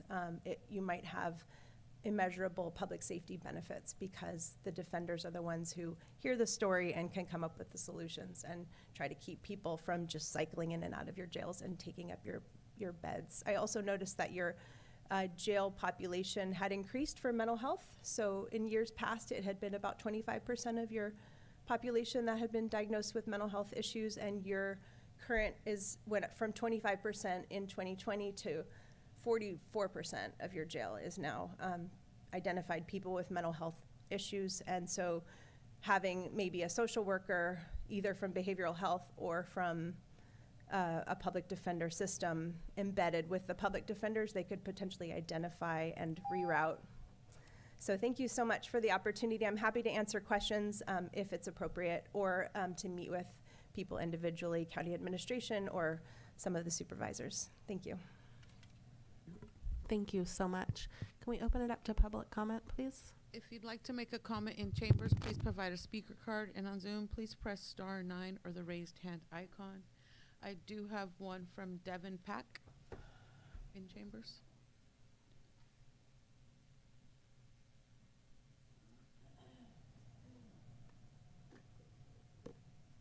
Good morning.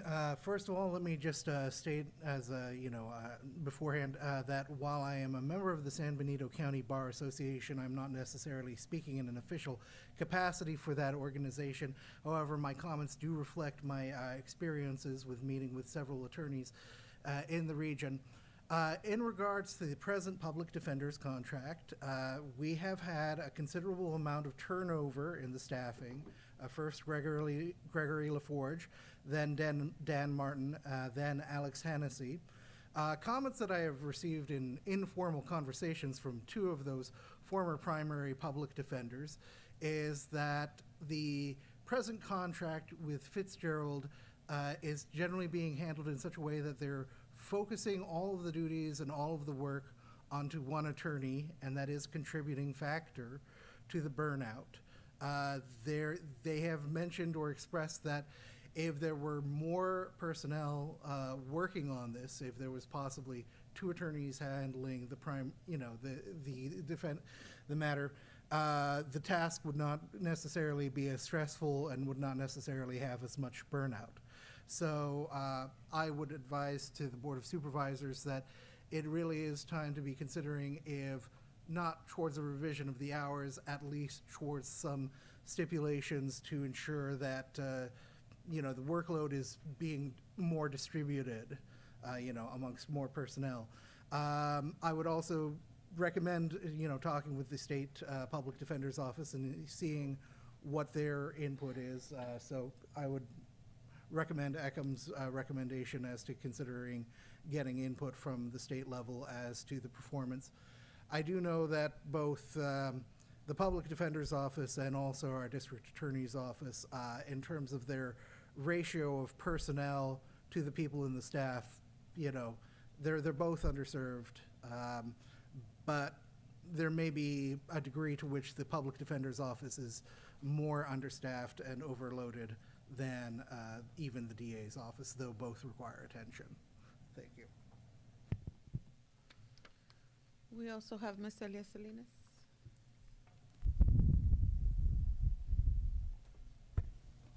I came to the board in October of 2020 with the complaint that after 20 years, it was under consent agenda to approve the 3 public defenders that we currently have, and that was Damkar. Anyway, I'm not going to waste my time on those 3 names.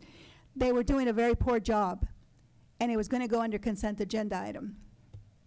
So they went out, and they did an RFP, and they came out with this Fitzpatrick, and they came here, and they presented a male and a female. One spoke Spanish, one didn't speak Spanish, but they were great. They got hired, and then the next thing I know is I'm still getting the same complaints. 75% misdemeanor. How many of those are Latinos that could have actually gone out and been released on a citation and on their own recognizance without having to post bail? 44% require our behavioral health, need behavioral health something. We already have an issue with our behavior. I am so upset with this because nothing has happened. 2.5 years almost, nothing has happened. And I would love to say that this woman's presentation is a breath of fresh air, but it's not, because it is actually embarrassing to know what is happening in that jail with those people. And I guarantee you, you know that the large majority, and I'm not here because it's a Latino thing, and I'm not here because it's a prejudice thing, because it's not. But the reality is that they get slipped under the cover and nobody speaks for them. Nobody. And you got an attorney Cantu, who I got a target on my back from him because he's no longer on that list. If attorneys are giving themselves And those clients, 100% representation, they would not have found themselves without a job. Who's speaking for these people that are incarcerated? You have to have the state come down here after, I didn't even know about this. After 2.5 years of my saying, people pay attention to what's going on because these public defenders are not doing their job, it would be criminal. It would be more mental stress and a mental, I'm at a loss for words, but you have to go through what is being recommended. In the meantime, nothing is happening to those folks that are in jail right now. So think about that. No further public comment. Thank you. Bring it back Madam? to the board. Yeah, Supervisor Gonzalez? May I go first? I was actually on the ad hoc with Supervisor Hernandez when this all happened. And so, first of all, I want to say thank you very much, and I have to say thank you to Ekam Bar for going to that conference and bringing back this resource. And I also thank you for your presentation. And there may be some questions that you have, but I'm going to go back and give a little bit of history. And so, sorry if I bore some of you, but this has been a project that I have been involved with since I was supervisor-elect. There was an item on the agenda in 2020 prior to being sworn in, and I called up the supervisor. I won't say his name. There were only males on the board, so it was one of 5. I called him up and I said, this is not right. You cannot extend this contract to the then current public defenders. I says, they are doing a terrible job. When I was a teacher teaching for Gavilan College, I taught the GED at the jail, and my students would come to me and would come to my class, and they'd be in tears and upset. And I says, well, what's going on? They go, well, I have court pretty soon, and, you know, I don't know what the charges are. I haven't had a chance to talk to my attorney. And I'm like, what are you talking about? Don't you have a public defender? And they were there, those incarcerated, I'm going to call them my students. Other people might call them something else, but they were my students. And I said, haven't you talked to the attorney? They're like, no. I says, well, you have a right to talk to your attorney. Hasn't one been appointed to you? And the way the system worked here in San Bernardino County was that they would not be able to meet with their attorney. The attorney would not go to the jail and meet with the defendants until the first day of trial. And it'd be like 3 or 4 minutes, less than 5 minutes, the attorney would talk to the defendant, and the attorney would already have made a deal with the DA, and then the clients would be railroaded into taking and accepting some sort of deal, so that the prosecutor didn't have to do their job, the defender didn't have to do their job, but who got stuck with being in the jail? All of the indigent population. And as Ms. Salinas said, most of them were Mexicanos. Okay, so then I got involved. I called up admin and I explained, why are we going with this contract, renewing a contract with these 3 individuals, these attorneys who are providing the defender service, the public defender service, so inadequately? And I was told, well, we don't seem to have a problem, do we? There haven't been complaints. And so I volunteered to bring up some complaints. As a result, this ad hoc was formed with Supervisor Hernandez and I. We went out to the community. We involved those individuals that Barbara Thompson had articulated earlier. We tried to get a member of the society that was representational of people who would work with, interact with those individuals who would be defendants, so that we can make sure we hired someone. And when we went with the Fitzgerald firm, I thought we were getting what we were paid for. We required there to be at least one bilingual attorney to come in. We required and asked for them to be part of the community so that they can have a stake in the job that they're doing and a stake and an interest in the people that they're representing. Not just it was a job and a name on a file, but they were truly vested and invested. We lost the 2 attorneys that we hired and that I thought was the bargain, the benefit of the bargain to the county. And they were replaced by 2 other public defenders from the same firm. neither of which would I recommend that we stay with. And so it's important that we do look at this RFP, RFQ, but we have to go with the recommendation of the service that's available through the Office of the State Public Defender's Office. We have to listen to it. It's a free service. She will evaluate the job that we are or are not doing, and then it'll help us design the RFP, RFQ to meet the needs of our community, because obviously they are not being met.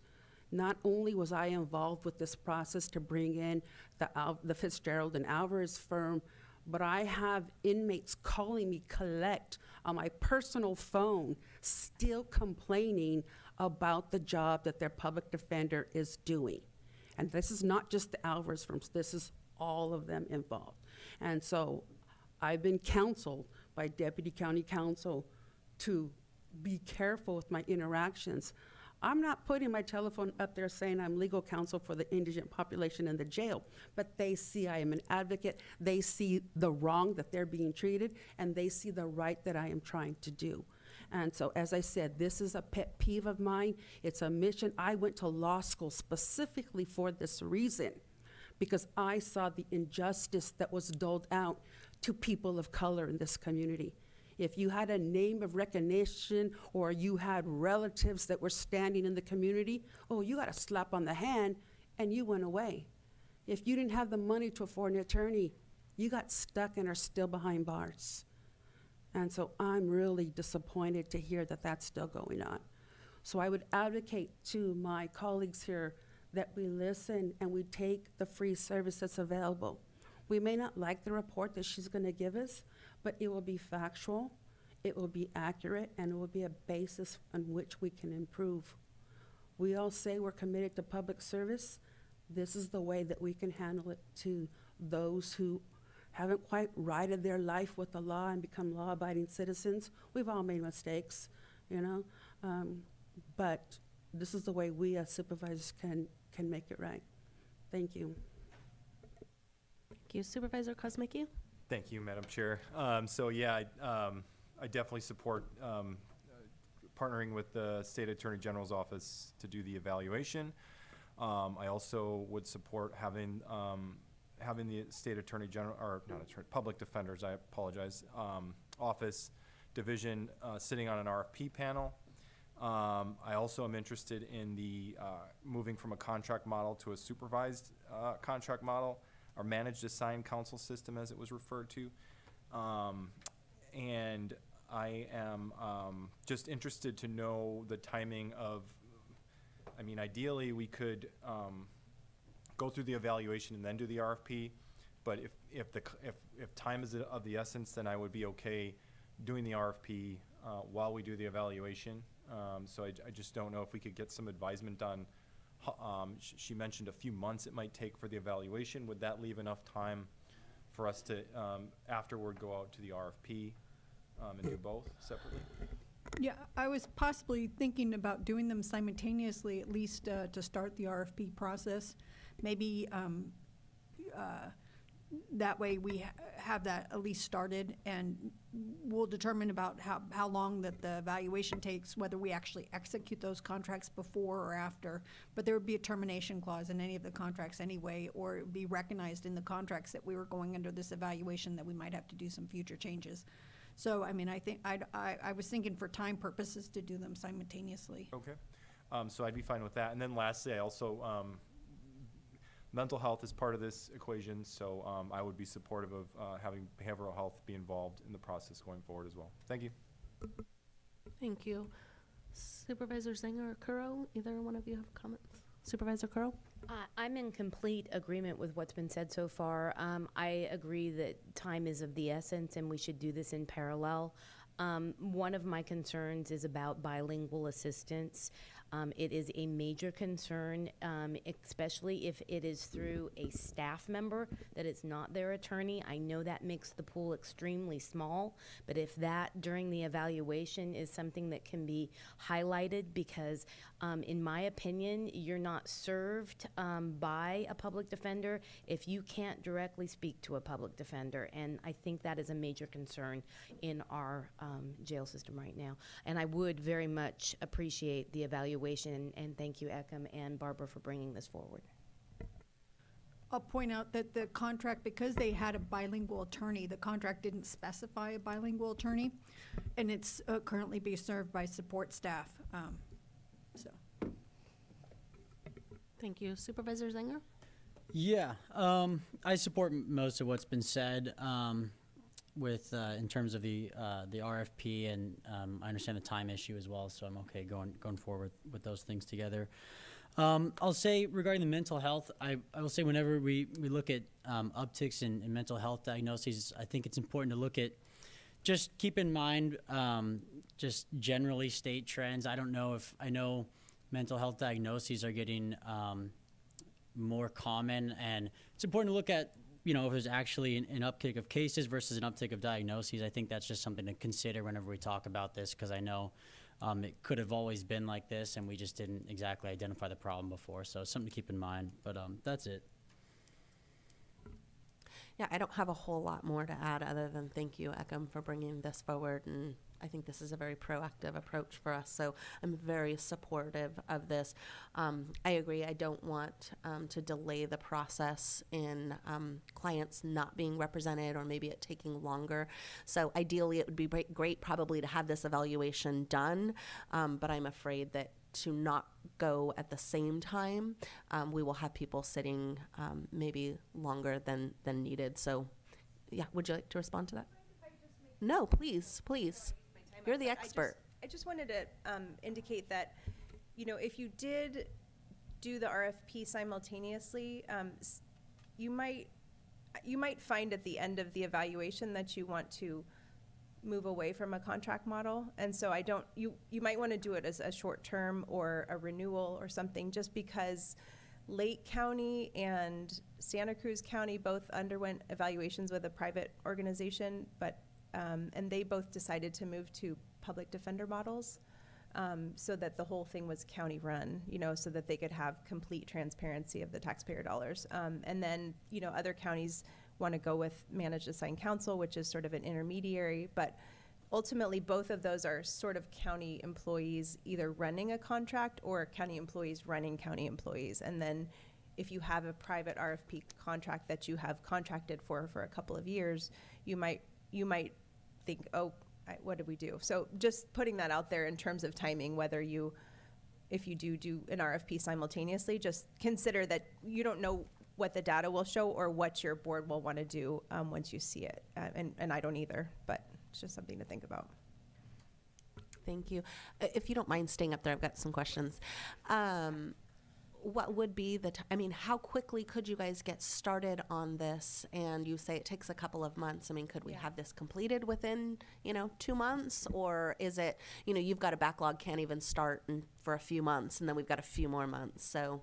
Well, realistically, I have a staff member, Ashante Mitchell, who is local. He lives in San Jose, thankfully, so it's easy for him to come down and interview all your staff. He could start July 1st, so we could meet with county administration in June, set up the MOU, make the agreements, and then start with the process July 1st. And depending on how quickly your stakeholders can get us the data, because we would want some information on attorney visits, how many times they're visiting people at the jail, like Supervisor Gonzalez pointed out, or we would want some court data on how many times they're asking for investigations, how quickly the data could be provided, and I think the county could obviously help us with that. It could be anywhere between 4 and 6 months till you have a finished report and presentation, possibly sooner, but I think that's a realistic timeline for interviewing everybody, asking the stakeholders to provide data, creating it into charts, and writing a full comprehensive report. Do you have any suggestions for kind of how we handle the caseloads right now and making sure that in kind of this interim where we're doing this evaluation, but we really need to be kind of going out to RFP to make sure that we have enough attorneys handling the caseload, how we make sure that people are getting kind of efficient and speedy representation? Does your contract run out in May 2024? So you have one more year? is it realistic to, have the evaluation done by fall and then put the RFP out if you continue with the contract model, or extend the current contract for 6 months right now, instead of doing a full new RFP? It's possible. Theoretically, it's possible. The attorney, I believe, that's going to be staffing Hollister is driving back and forth from either Madera or Fresno after this week, approximately. And so we do not have an attorney. We have one attorney stationed here in Fresno. The second attorney is driving back and forth. And so part of the reason for going out to the RFP was to find out who's going to be in it long-term, to figure out whether we can recruit a second attorney to locate here in Hollister. So they're here every day, not just court days. Yeah, I'm just really concerned based on kind of all of the specifics, and I don't even, do we need to table this till the next agenda item and maybe have an ad hoc committee take a look at this a little bit closer? What I don't want to happen is, I think this is so incredibly important. My fear, though, is that there's going to be this delay in kind of service provided, and that's my concern and my fear. So how do we move forward with this process without making, without taking a hit to kind of right now the level of service provided? Well, because essentially what we're talking about, we have 2 attorneys with this Fitzgerald law firm. Right. What we're talking about right now is we have 1, correct? There would only be they're one. going to replace it with There's another one that would attorney. be stationed here Yes. full-time, Yes. and then 1 would be going back and forth. Yes. Am I understanding That's that correctly? Ideally, what we want is we want 2 of them here, and then there's different levels of, then tier 2 goes to the next attorney, Yes. tier 3. Yes.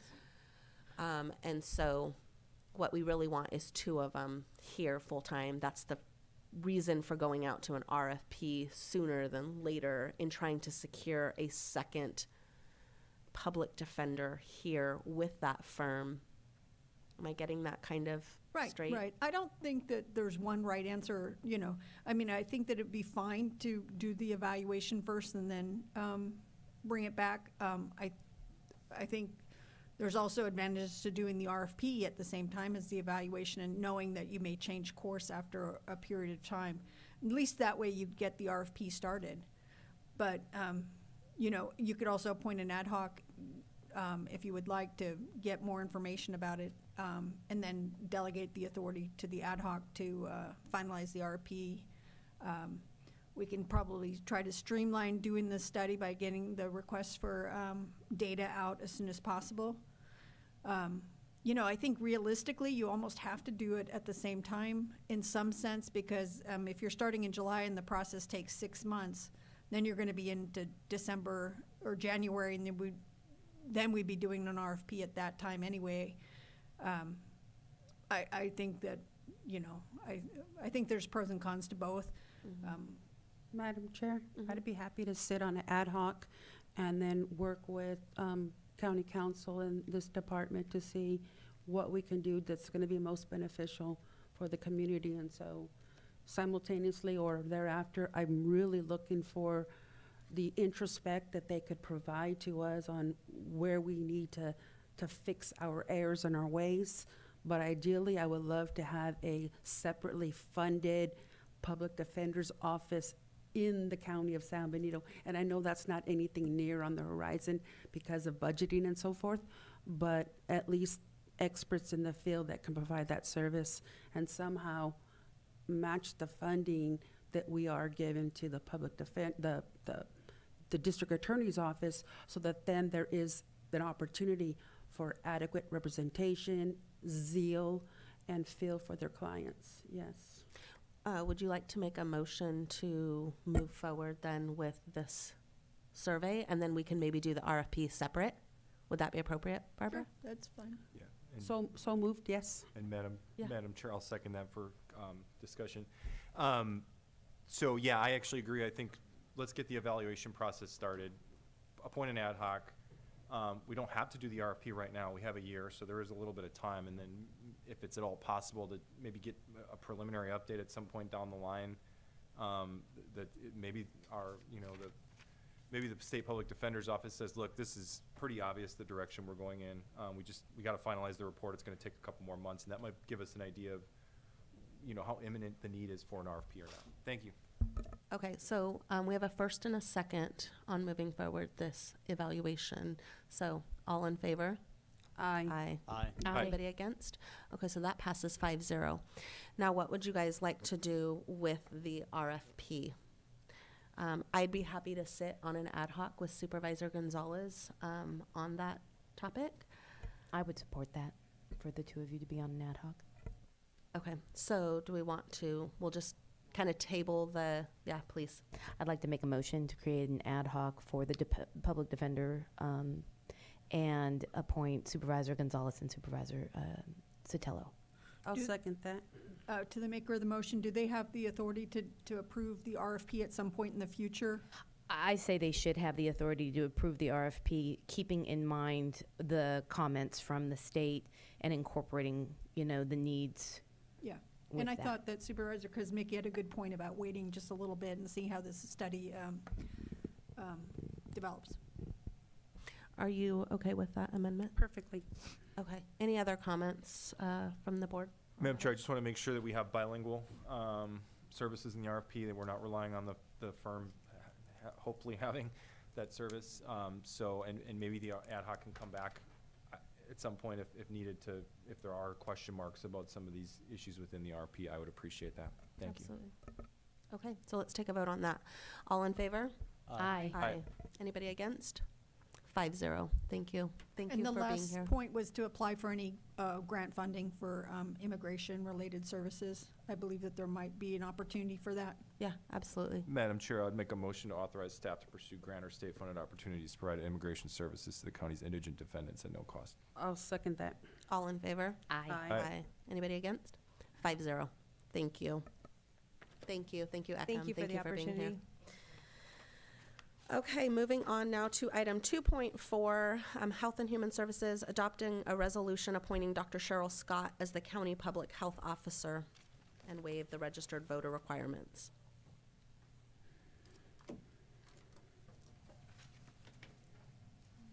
Good morning. So today we bring before the board the appointment of a new public health officer, Dr. Cheryl Scott.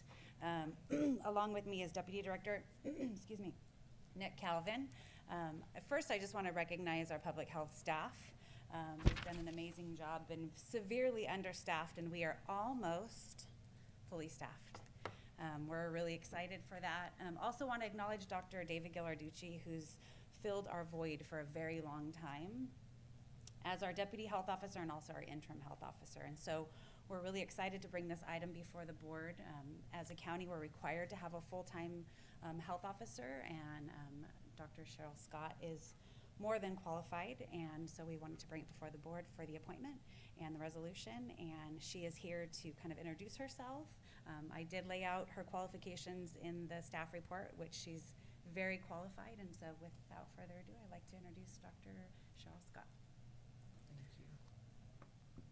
Good morning.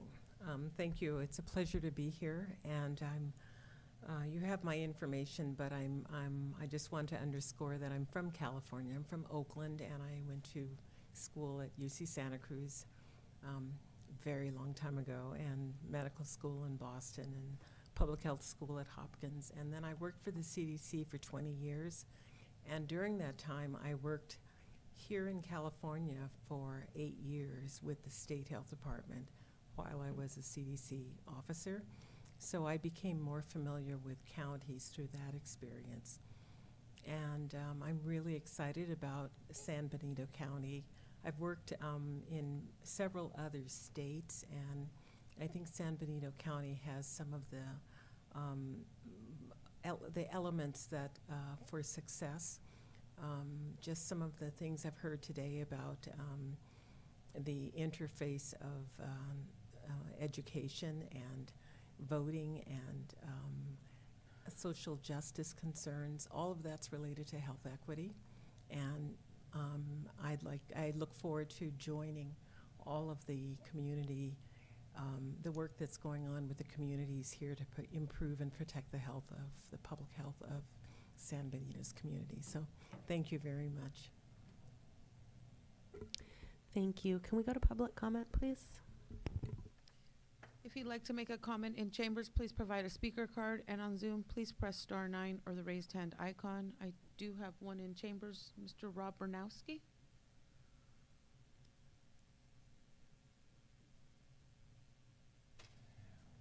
I am just getting drunk on public comment. So, first of all, welcome. What I'm about to say is no reflection on you at all. But what I am extremely worried about is what happened, 18 months or 2 years ago, when we had an out-of-area public health officer who had no connection to the community, had no connection to you. And just to refresh your memory without litigating it, that public health officer I think caused a press release to put out that was factually wrong, that caused panic in the community, caused chaos in a local school district, made a local superintendent's life miserable with TV trucks and stuff. And me being me, I attempted, I did reach out to a county supervisor who's no longer here. They relied on the advice of the public health officer at the time, said, nope, Rob, you're absolutely wrong. And, because this is what our health officer said. The health officer went on TV and was on all the news shows, literally spouting wrong information. So again, Rob being Rob, I tried to reach out to that person because they were located in Texas, I think, impossible to get a hold of. All you could do is go through the local office, and I'm going to give a lot of credit to Tracy Belton. Only she, because she lives here and is connected to the to the public officials and the community, only she should be able to issue a press release or cause one to be released. Only she should be on TV. And it's nothing to do with you, but she knows everybody in the community and knows what questions to ask, and she has no political agenda that I'm aware of. She's going to be able to ask the questions of the appropriate officials and know. So again, I'm fully supportive of what you want to do, but I want the public health officer to be accountable to you, and I suggest you put some rules. If you're going to go on TV, you're going to issue a press release, it has to be somebody in the county that is, again, understands the ramifications of what they might say. Thank you very much. No further public comment. Thank you. Bring it back to the board. Any comments or questions? Supervisor Gonzalez? The residency issue, I know that's that question for us to decide right now, bothers me a bit. So deferring to what the speaker just mentioned, I have some concerns. But I did see on the staff report, Doctor, you had indicated that you would hope to relocate to San Benito County. So what would be the time frame that you'd be looking at that? And I don't know if I'd want to move from Monterey County to San Benito County, but that's currently where you're residing, and so time frame? So I'm in Monterey County because I was with the U.S. Public Health Service and Commission Corps for 20 years, so I am connected with military lodging. Okay. And that's why I'm there, because I needed to land from my last assignment in South Carolina. So I am looking for housing here in the county. I can't tell you exactly when. I hope very soon. Do you intend on making San Benito County and Hollister your home? Is that your intent? I have worked 5 to 7 years many places, so I consider that time frame home. Okay. Yes. So yes, I'd like to be here for some That was time. my only reservation. I looked at your qualifications, and we need someone full-time. You'd fit the bill, and I would greatly love to approve this, if that's the will of the board, but I just needed to express my concerns about the Sure. residency, and then the board having to waive that additional requirement. But thank you. Yeah, thank you. I'd like to make this very much my home. Thank you. Thank you. Madam Chair, first of all, welcome, San Benito County. We're glad to have you, and you have just a very impressive resume. I don't care if you live in Monterey County. 60% of our residents commute out of the county every morning, so we can't force a bunch of people in this room don't live in this county. You live close by enough to drive over here. I just don't see a reason why it should matter. You don't live in another state. That's a totally different scenario. So just welcome. Appreciate you being here, and good luck. Thank you. Supervisor Crowe? I'm going to agree with Supervisor Kosmicki. The only thing is I could not support a representative being out of state. We need you to be close to us. Monterey is close enough, but I would recommend, if you can find housing in San Benito County and connecting with our community, it is, I've lived here 20 plus years, and I have to tell you, there's no place I would rather live right now. This is a wonderful place, and we have a lot of problems, and we have a lot of things and that we are challenged with, but with your credentials and your experience, I really see it as a huge plus for Tracy and the team and HHSA. I think it's really a big addition to our community. So thank you, and can't wait to see you as a neighbor sometime here. Yeah, hi, welcome. I kind of agree. I mean, I think it's always best to have a stake in the game here and live here, but Monterey is not that far. It's not like you're out of state, so I'll just say welcome. And if you're moving here, you might want to look at North County. It's the prettiest part of the county, so I recommend that. South County.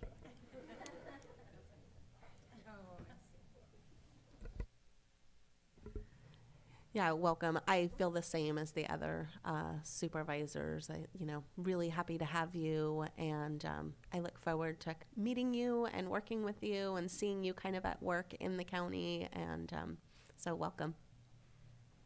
Okay, so would somebody like to make a motion to adopt the resolution appointing Dr. Cheryl Scott to serve as the county health officer effective May 23rd, 2023?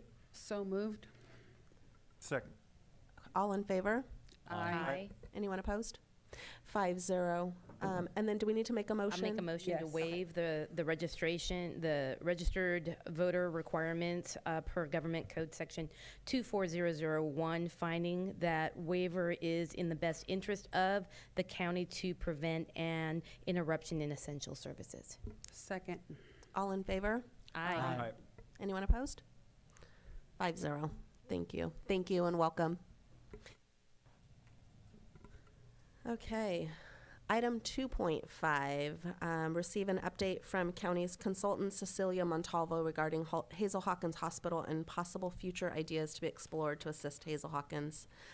Delegating the authority to the CAO to sign a non-disclosure agreement with San Benito Healthcare District. And so just before we get started on this item, I just want to announce previously I had to recuse myself on any of these discussions with Hazel Hawkins because my husband is an employee there. We reached out to the FPPC and we got a formal reading, and so I'm really happy to report that I am now able to be a part of these discussions and I'm able to vote on this item. It's an incredibly important issue for our community, so I'm really happy that I'm able to do that. So Barbara, for the record, will you please read the official FPPC ruling on this item? Yes, just a second.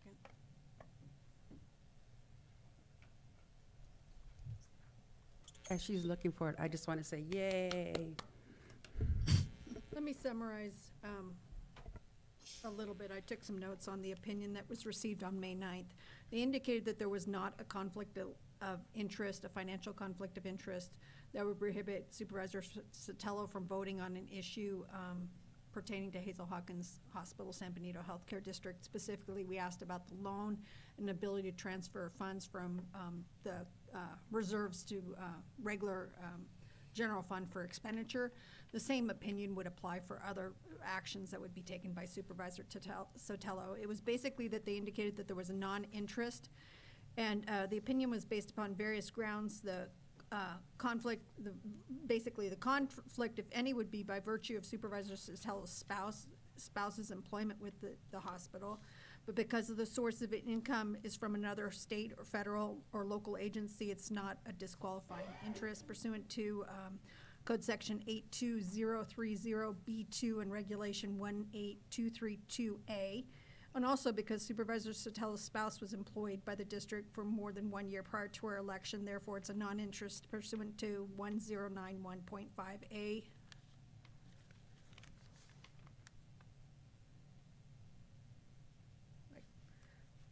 I'll just say A, there's a subsection there. So basically, the opinion is dated on May 9th. We have it available if anybody would like to review it. Thank you. Thank you very much. Okay, so I'll turn it back over to you to us receiving this update. Oh, Cecilia Montalvo is available by Zoom, and I'm going to turn it over to her for her presentation. Okay, thank you, Barbara, and to the Board of Supervisors for including me in your meeting today. I think I've met most of you. I have a lengthy career in the healthcare industry, and specifically with hospitals. And my introduction to this sort of situation, as you have in Hazel Hawkins, came with leading the effort at Watsonville Community Hospital for the community to purchase their hospital out of bankruptcy. And I began working with the county and specifically for the county to give some advice about actions that the county might take to preserve healthcare in your community. And I certainly agree that the situation there in San Benito County is quite dire. I'm not going to tell you things that you already know. When B. Riley, the hospital's consultant, was hired both to restructure and also to market the hospital for sale, it has been my belief, it continues to be my belief, that in the environment we're in, it's very unlikely that an outside party would come in this circumstance and purchase this hospital. I mean, the hospital industry nationally, as well as in California, is not doing well. And this has not been an active time for mergers and acquisitions. And that's pretty much the basis for my concern that there might not be a buyer.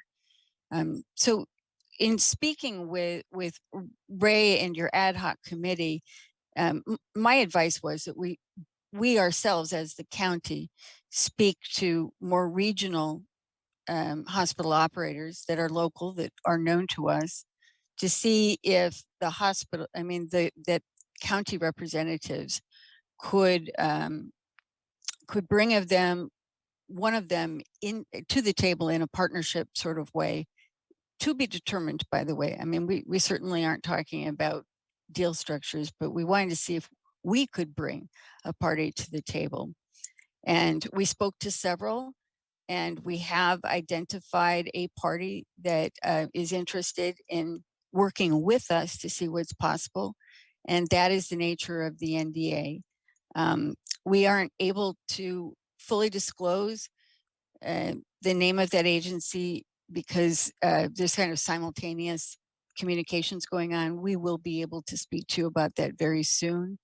But we're excited. I mean, I think essentially it could create a relationship where the county may have more input in the future direction of the hospital, and that Hazel Hawkins could benefit from having the management expertise of a larger organization. Any questions?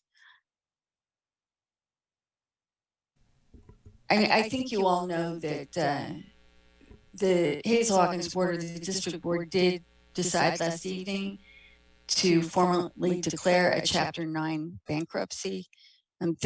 This process, I think that what I heard in the meeting, the philosophy is that restructuring some of the hospital's agreements could make it more attractive for a partner to come in. That may be, it could prolong this process a little bit, and it will cost some money. So, but otherwise, the search for a partner continues at Hazel Hawkins regardless of the decision last night. Thank you, Cecilia. And if you'll stand by, we may have some questions, but let's go ahead and go to public comment first, please. If you'd like to make a comment in chambers, please provide a speaker card, and on Zoom, please press *9 or the raised hand icon. Oh, you did. We'll go with Mr. Rob Bernowski.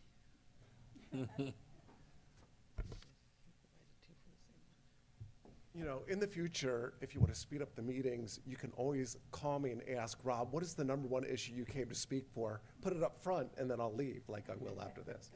So, first of all, again, thank you, but please allow the NDA to be signed. Listen, This is a big issue to me, and I want to thank Supervisor Mickey for working with me and always, accepting my phone calls and letting me discuss it with him. But look, I was explaining to a board member, they should witness how you guys have back and forth between each other. You discuss things. The hospital has been the most secret organization over this whole crisis, and this is so important, as you know, to the whole community. So I think that this is your time to exercise whatever discretion you have to help the community of San Benito County save the hospital, save all of the jobs, save the services that it performs, because I'm just going to say it, and I hate to say it, that board is so uninvolved and non-responsive to what needs to be done. Either that or they're keeping it secret, which you all know is not good public policy. So as a matter of public policy, please do consider or do this and help the hospital help itself. You guys are the we'll call it the senior legislative body in the county. We're all counting on you. They're probably counting on you. They just don't realize it. But I would encourage you to do whatever is necessary to provide, as Hawkins wanted the hospital to be and how it started. So, remember, we still have to figure out what happened, who was responsible. That's something that we all haven't done. And again, including clawing back all the, I bet it's going to be $1 million in fees that they're paying to their financial advisors that got them what? Providing boilerplate. This is a huge issue to the county, and I hope that somehow you guys can investigate that as well. Thank you very much. I have no other further comment. Thank you. Bringing it back to the board. Board have any questions or for Cecilia? Cecilia, this is Supervisor Gonzalez, and I haven't had an opportunity to meet or even talk with you. But why must this NDA be so secretive? And again, think about your thought, your response, just to let me kind of articulate. I have been articulating and advocating for the hospital one way or another since late November of last year.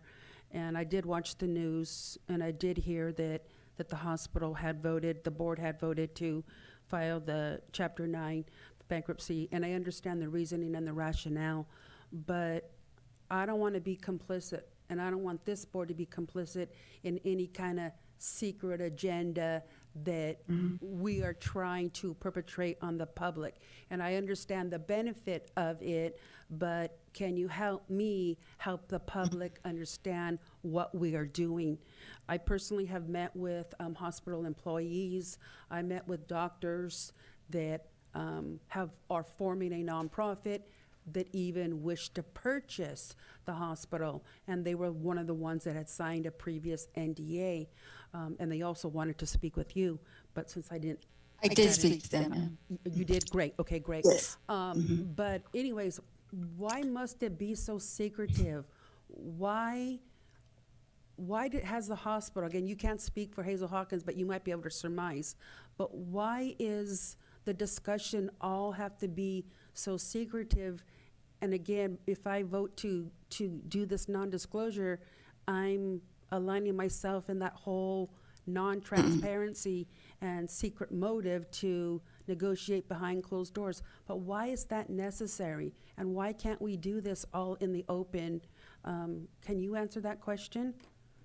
Yes, I can, because I also want you to know, this is sort of a superfluous fact, but I chair a healthcare district in California. And so how we function as a healthcare district, how most healthcare districts function, is with complete transparency.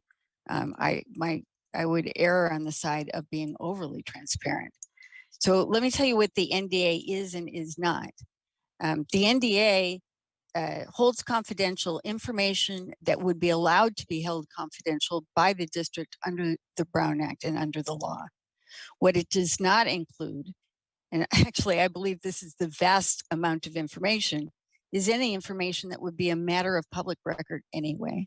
So in the course of our due diligence, if we come across financial projections, things like this, these are all in the public domain. You can't hold public information private, but there are specific things that could be considered exclusions. And Barbara has worked through this very carefully in the NDA and made it all the more clear that we will not hold private public information.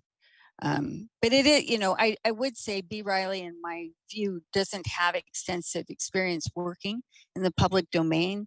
What restructuring firms, banking firms are quite used to is conducting processes. The NDA as a tool is extremely common. What I don't think that they have appreciated thus far is what that NDA really represents in a public environment. But it is the intention, I know, of your ad hoc committee. I would encourage you to do this, that as we move into the due diligence and we're able to discuss freely about the nature of the organization that we are bringing to the table, that we be consistently public. I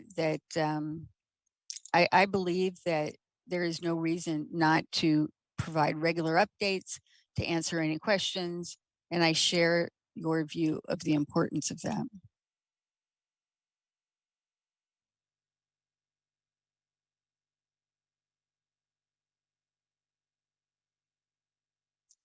About non-confidentiality of public records. And I appreciate, sorry, let me just kind of finish. And I appreciate that in your explanation. And I really loved Mr. Banowski's comment about, we're trying to help the hospital help themselves. And that's always been my motive, is to help them, so to make sure that we as a community never lose the hospital. So go ahead. I was also going to add that it doesn't hold us from allowing us to share the partnership either. But we're going to be waiting on a joint release of information. Joint statement. So that will be coming in about a week's time, hopefully next week, early next week. So we just wanted to make sure that that part maybe was probably stewing with you a little bit. We do want to make that transparent. Thank you. Thank you. Supervisor Kozmicki? Thanks, Madam Chair. Yeah, I've been working with Supervisor Curro and staff and Cecilia, and this is we're in a very challenging time, but relatively speaking, this is potentially a very good opportunity for our community. And, my opinion is that nobody's more transparent than I am. So I can assure you that if there are going to be question marks about transparency and openness with the public, I will be the first one to speak out. And the NDA really is a mechanism just to get this process started. And once this other potential entity is able to come forward, I think the community will have a better understanding of why we have to take this initial step. The other thing we could have done is waited several weeks, and to me, balancing the difference between the delay and getting this process started, a lot of things can be derailed in 2 or 3 weeks' time. This is just too good of an opportunity to delay it. So we need to get started on it, and I'm very excited about potentially where this may go. Thank you. Supervisor Curro, did you want to add anything? I just want to say I thank staff. This has not been an easy process.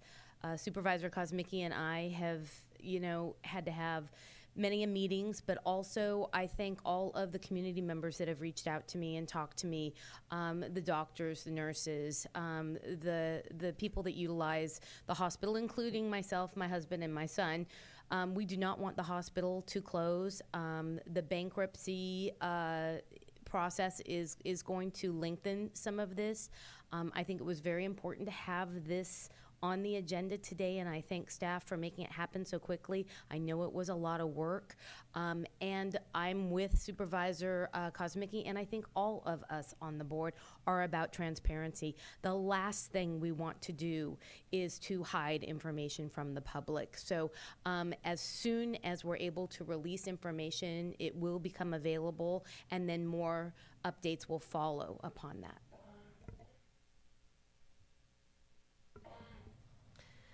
Well, I'm kind of new to this conversation now, so I just want to thank all of your, the ad hoc and staff, all of your time and commitment to this issue. It is one of the biggest issues facing this community, so incredibly important. And so thank you for all of your time and energy working on this important issue. So, would Madam someone? Chair, can Yes. before I make a motion, can I make one comment that we have not brought to budget? Is the topic of the hospital. Not that I'm advocating that we are giving them money, but we know there may be a financial impact on the county at some point. And looking at that in the budget process, since we are in the middle of reviewing the budget, I just think it would be wise that we discuss it. So with that said, I'd like to delegate authority to the CAO to sign a non-disclosure agreement with the San Benito Healthcare District. Second. All in favor? Aye. Aye. Anyone opposed? 5-0. Thank you. Okay. Now moving on to item 2.6, we're going to review the county's current sign ordinance and direct staff to update sign ordinance if desired.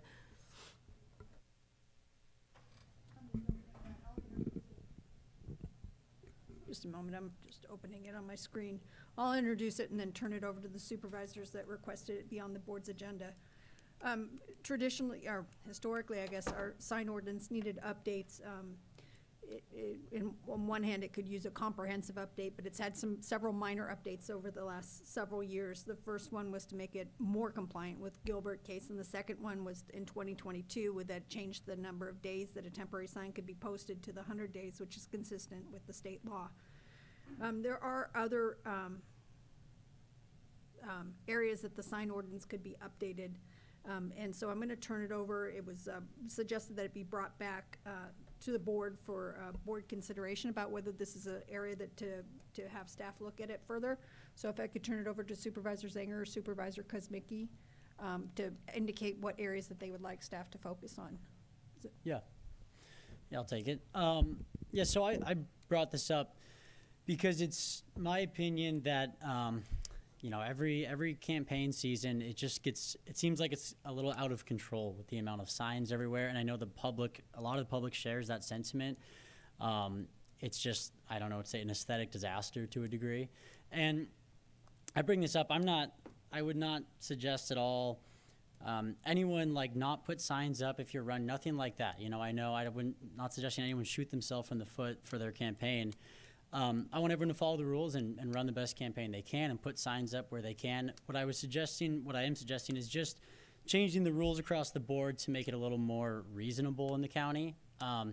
Now, nothing, of course, private property, you put signs up, whatever you want, private property, do that. But what I was sort of suggesting, what I'd like to see is, and since there's really no way, maybe someone can come up with something, but I don't really see a good half measure here that makes a lot of sense. And so with that in mind, what I would suggest is prohibiting signs on the public right of way in the county. Now, Caltrans state law already has their own prohibitions on signs. I don't know. They don't tend to enforce that very much. I understand that. But that's my suggestion for the county. The city has their own rules. I'm not super well versed on what within city limits, what the rules are, and how that would affect things. But that's what I want to put out for discussion. I don't know if anyone has any thoughts on that. Madam Chair. Yeah. So this, appreciate bringing it up. It's been commonplace as long as I've been around here. Every 2 years, people run for office. I ran for office. I put up signs. Just let me put that out there first. I put signs in the public right away, just like almost every candidate that runs for office. I know maybe once in a while somebody comes along and claims they don't do it, but I tend to be skeptical because most people do. And so, and that's, I think it's fair because if you don't do it, that means you're putting yourself at a disadvantage because of the way the system is set up and that we don't enforce the rules that are in place. It's my understanding, and correct me if I'm wrong, that technically, you're not supposed to put signs in public right-of-way as far as the county goes, the state, the city, but there's no enforcement, so I think there's just a general understanding for people that run, that, you know, you gotta do it, or else others are going to do it, and you're, you know, potentially putting yourself at a disadvantage. It's probably a little bit absurd, to be honest, because I don't know how much of a difference signs make. I don't think it's healthy way of campaigning to rely on. That's just my viewpoint, just to rely on name recognition. You know, when you run for office, really, theoretically, you got to talk to voters and communicate with people and ask questions and answer questions. So the biggest issue that I would have is not having a level playing field, and I don't think we can regulate state right away. I don't think we can regulate city right away, either of the cities. But what we could do is simply enforce the county right of ways. I have to just point out that we all live here. I think most of us live here because it's an open, beautiful, rural community, and for 6 months out of the year, every 2 years, it's not so beautiful anymore.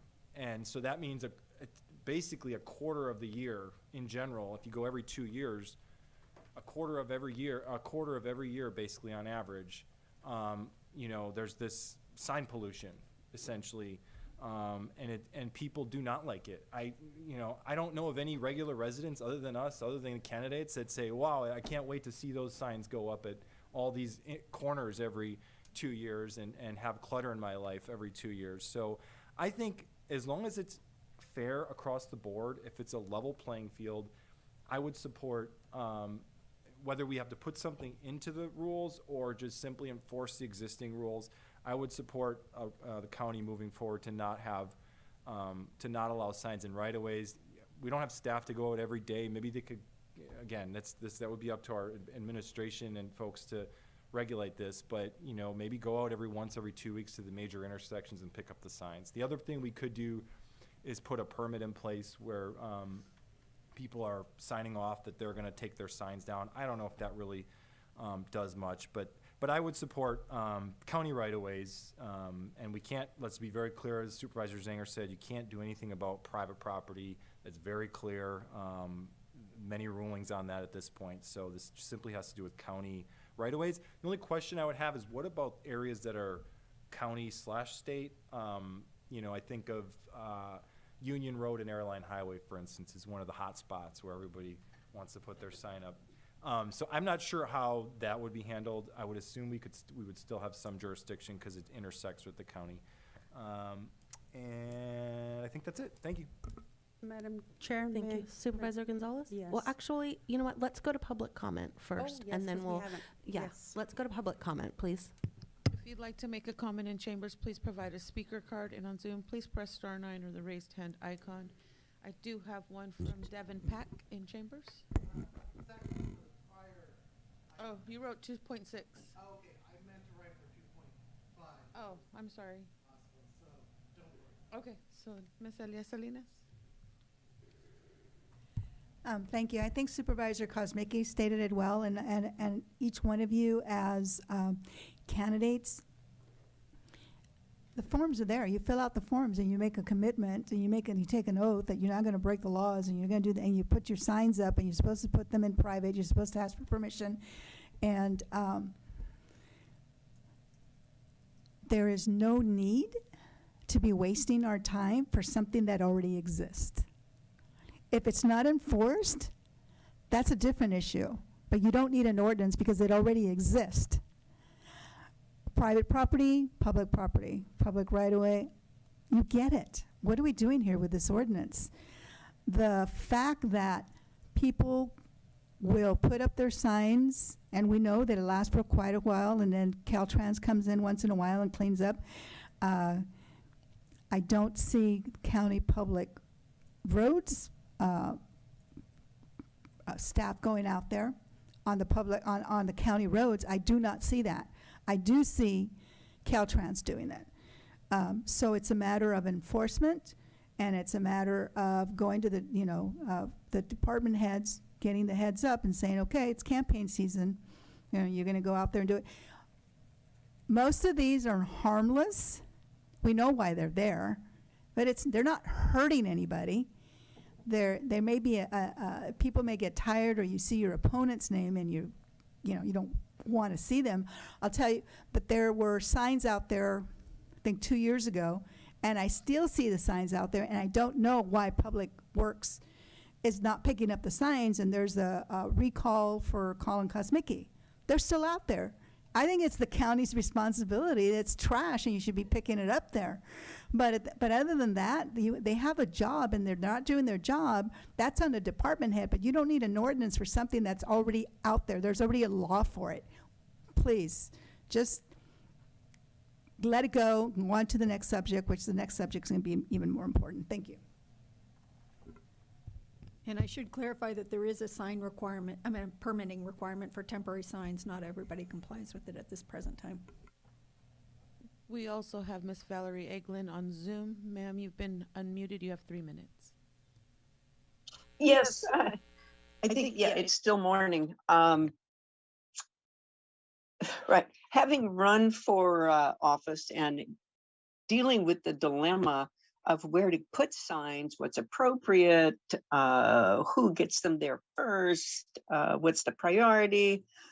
The candidate already has a lot to do, and the signage, I think, indicates voter enthusiasm and candidate enthusiasm. So I don't think a lot more regulation needs to be necessary. And the existing ordinances are there. I don't think anybody running for office is not aware of how to behave and where to put your signs and when to take them down. You're supposed to take them down, I think it's within 3 days after the election. So yeah, I think it's redundant and unnecessary. Thank you. I have no further public comment. Thank you. Supervisor Gonzalez? Actually, the public speakers actually stole the words right from my mouth. There is an ordinance in place, and we've heard a few times today about wasting valuable time on topics on the agenda that need to be on it, and this one doesn't need to be on it. We just need the county to enforce the existing ordinance that are out there. And as to Caltrans does remove the signs.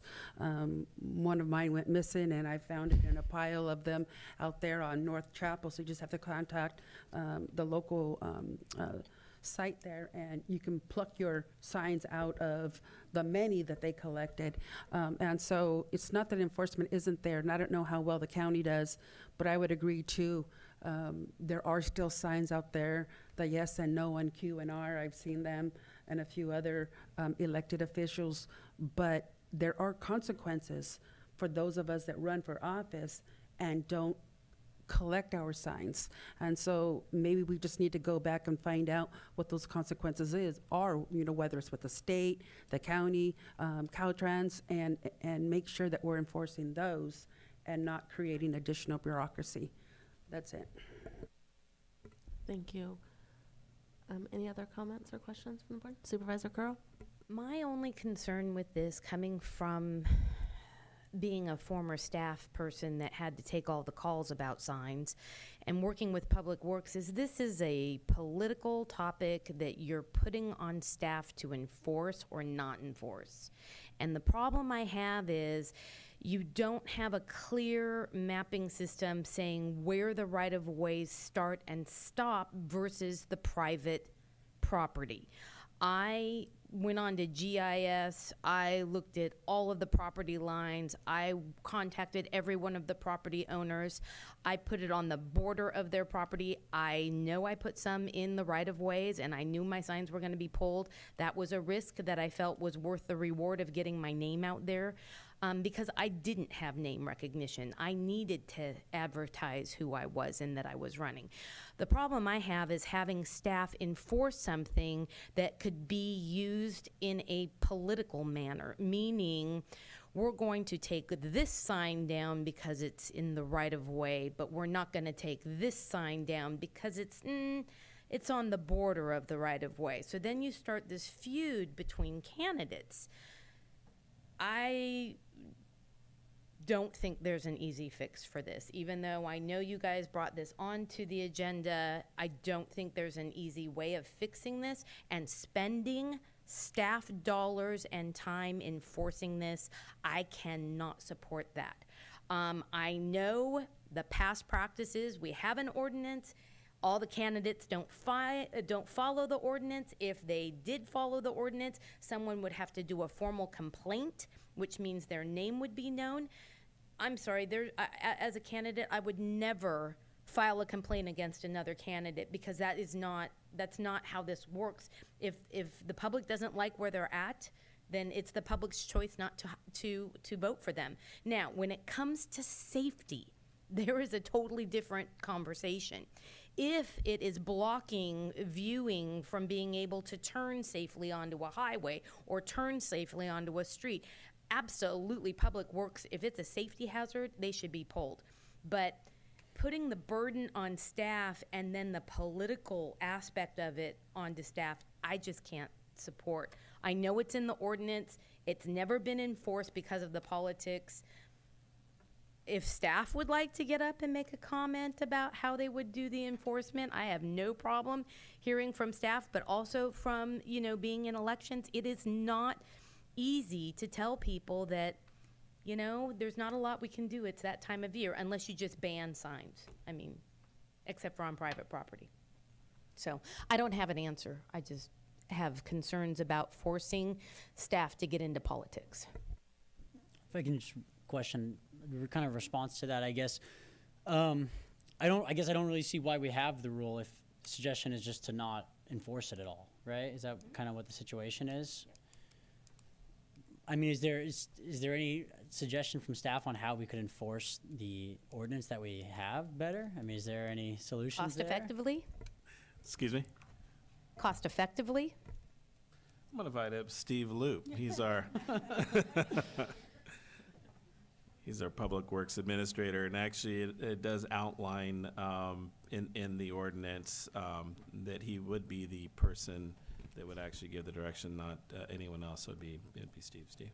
Before you start, is it possible if we can maybe summarize that in a sheet of paper and then maybe have the elections handed out to each candidate? The filing period hasn't started for the next cycle, and so that might be an idea, that at least they have it. So when their signs, our signs, whomever signs disappear, they know where to go back and retrieve it. Yes, Supervisor, I think that's actually a really good idea before the next election. If the board so desires and other folks, it'd be great. I don't know if this is actually part of the ordinance to have candidates, just submit anything to Public Works to say we're going to be installing signs in these areas. So let me just, first of all, I think this is a good suggestion. But one thing that I think occurs, and we've experienced in the last few elections, it's not necessarily even the candidate, but it's their on the field staff folks who are very enthusiastic about their candidate tend to be very zealous about where they put their signs. And so what we focused on is similar to what Supervisor Currow had mentioned. We focus on the signs that prevent line of sight safety issues, and those are the signs we eliminate. If we do, the second thing we focus on is when a private property owner gives us a call and says that a sign has been installed on their property without their permission. And it's somewhat in public right-of-way, so it sort of straddles the property line. So it's half private property and half public right-of-way. We'll remove those signs. But realistically, without, tripling, quadrupling our staff size, it will be real difficult to remove a lot of the illegally placed signs. And we actually do that to some extent during the elections.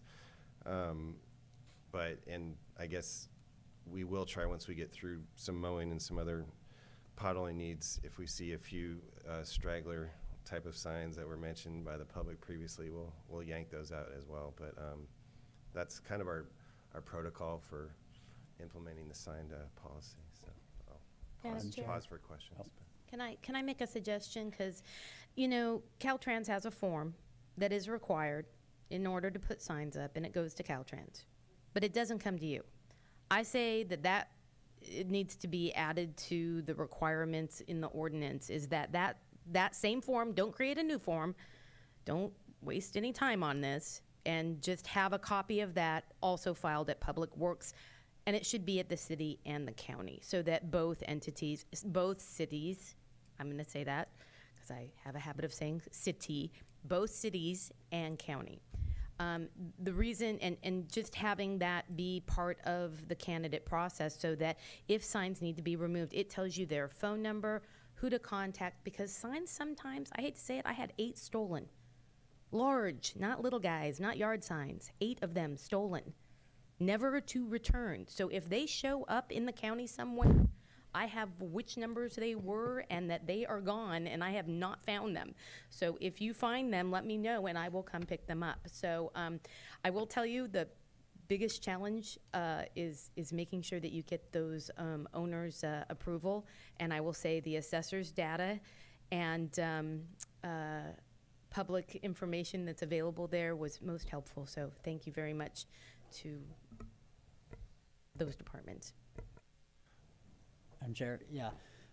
So as far as staff removing signs that are in the right of way that aren't supposed to be there, what about just simply destroying them rather than removing and storing them as a deterrent from people just breaking the rules? Does that make sense? Would that be something feasible? Otherwise, I just feel like you can just break the rules and nothing really happens. So you can just, as Supervisor Crowe said, and I think everyone, the majority of candidates engage in this, is just, well, it's worth the risk, it's worth the engagement to get my name out there. I did that, and it's worth it. Nothing really happens. I just have to come get my sign and put it back somewhere else. So is that something that seems like, might help?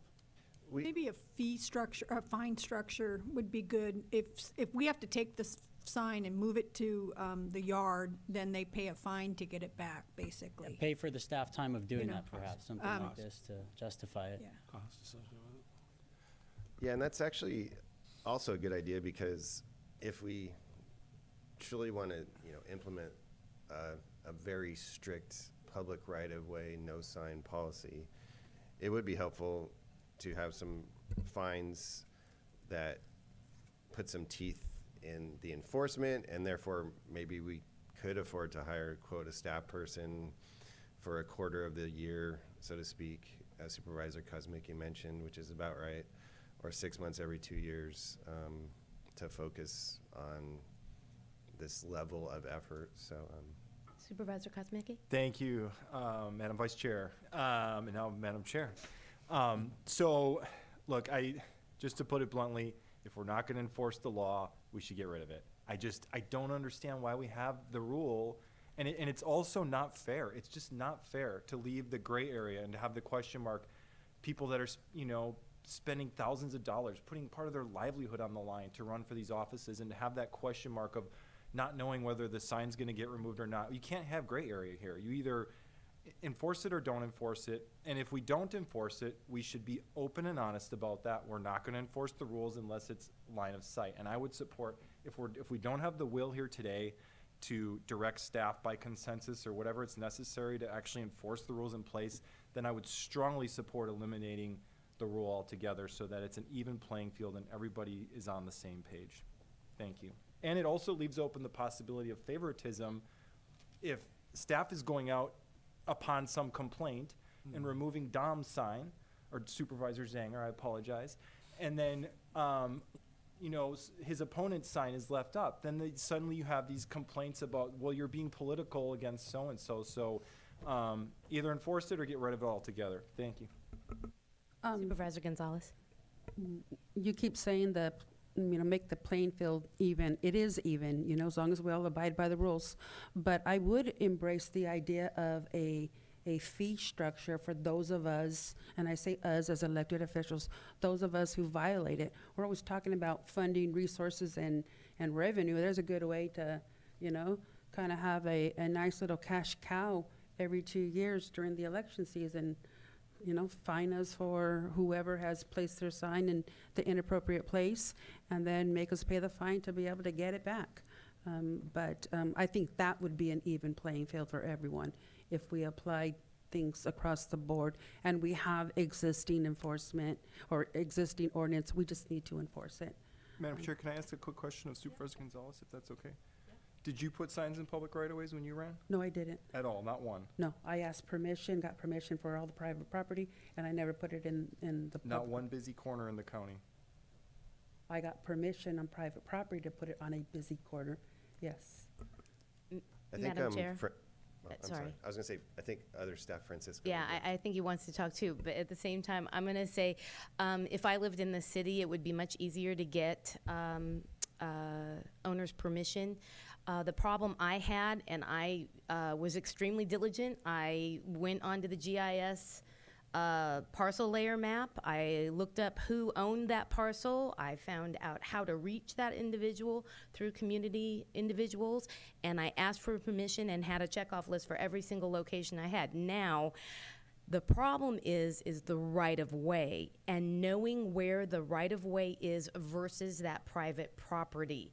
And that's the area that becomes the struggle.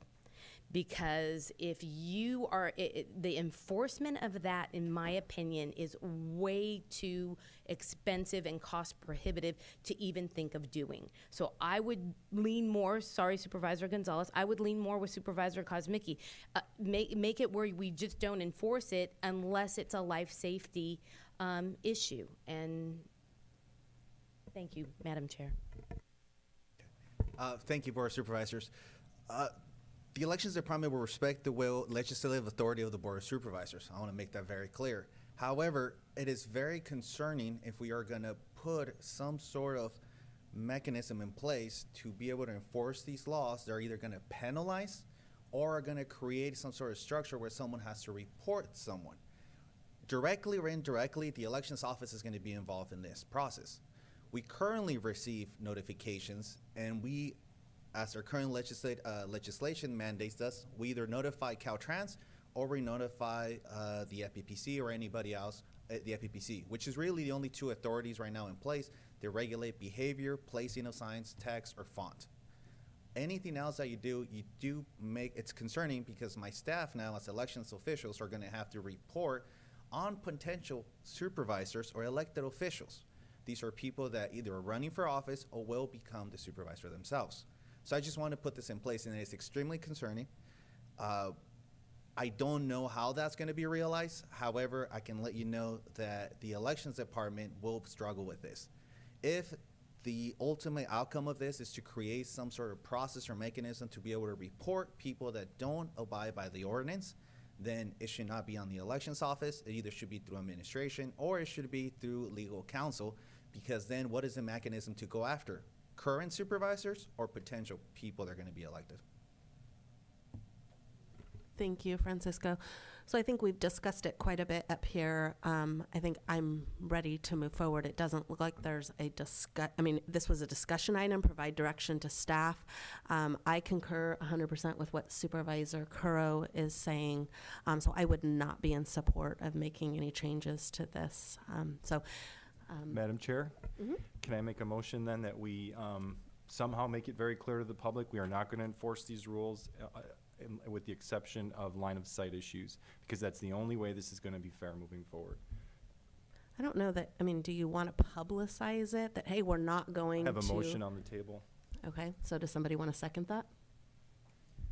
I'll second it to start the conversation. Okay, so my question just is, do we want to publicly say, hey, we're not, we have this ordinance, but we're not enforcing it. So to me, that encourages, which I think is your point, right? Can I make a friendly amendment? Yeah. Is that okay? Yeah.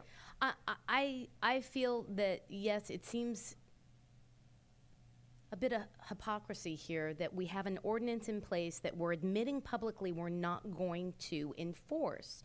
So either we should amend the ordinance to do what we say we will enforce, which is life safety. So I would like to make a friendly amendment to Supervisor Kosmicki's motion, is to actually update the ordinance so that it describes life safety, and it's not just line of sight. It would be life safety, because there can be signs in locations that it's not a line of sight issue, it's a life safety issue. And bring that Line back of to the board. sight, basically, and I will defer to Steve on this, there's certain places on the roadway where you cannot have obstructions. And so that line of sight is a measurable distance from the roadway. It's probably easier to like enforce whether it's like within that line of sight that's prohibited. I know that they know how to do those calculations. That's a clear-cut, measurable standard. But we can work out the language. Yeah. And I would whatever suggest, whatever yeah. is enforceable and that we agree upon. And then I would say that perhaps the way that the ordinance could be worded is to suspend the provisions of the ordinance for the 100 days near the each election cycle. That way, the rest of the year that the temporary signs restrictions are still in place, that's just for the board's consideration. You would have to do that. I'm sorry, Madam Chair. I believe you would have to do that just to open it up. You can't just discriminate, say, election Yes. signs. Yep. It has to be. I agree. all I of them. agree. And on that note, and just to be clear, we're not, our staff is not ignoring the ordinance, but when we get a pothole request, we try to repair it in 2 days. And we have a lot of, when trees go down, we have to clear the roads. So again, if the ordinance, we could have a dedicated person to removing signs within the right-of-way to comply within the ordinance if we had the staff to always accommodate that. So we're not really ignoring it, we just have to prioritize staff time. So I just want to clarify that. Madam Chair, I think that there's just not a clear map out there. I've done the Caltrans maps, I've done the GIS maps. There's just not a clear area that candidates can go to know where they can and cannot put signs. That's one of the biggest problems. Where does unless you're a surveyor, where does the private property start and where does the public right-of-way stop? I mean, that's a challenge. I have a question about the motion, I suppose. So it appears my agenda item is going the opposite direction as I intended. So are we talking about completely removing the ordinance and allowing public right-of-way? What are we discussing? I'm a little confused on what is on the table. Madam Chair, it's clarifying to the public what the rules are, because right now we have a rule in place and it's not enforced. So it's just not fair. It's not fair for somebody to put a sign out and then have somebody else wonder, because they're signing the document and it's written in the law that you can't do it, and somebody else is saying, I'm not going to do it because I don't want to take that risk. And it's also not fair for Public Works to, if I have an opponent that calls and complains because they want my sign down, now that's political, and now they're the complainant, and Public Works is going out and potentially removing my sign because my opponent complains. So it's just bringing clarity. Look, I want to make it clear. I support what you brought to the table, but it's very clear there is not consensus at this board to move forward with directing staff to enforce the rules. If we are not going to enforce the rules, from a hypocrisy standpoint, it does not make sense to not be clear with the public. I just want to be clear with the public and candidates moving forward what direction this board prefers. So we are going to keep the current ordinance, but make it clear that that is the ordinance, but not necessarily do anything more to enforce it? Or amend the ordinance so that it essentially says that we will only enforce public safety, line of sight, public safety issues. Well, we shouldn't say we're going to only enforce it. We should just change the ordinance then, right? Yes, yeah, I agree with that. Yep. Okay, Supervisor Gonzalez?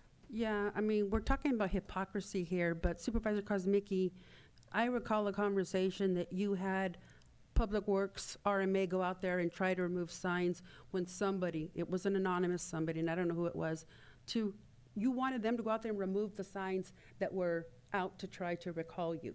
I recall that. I even took pictures and posted it on Facebook to indicate that.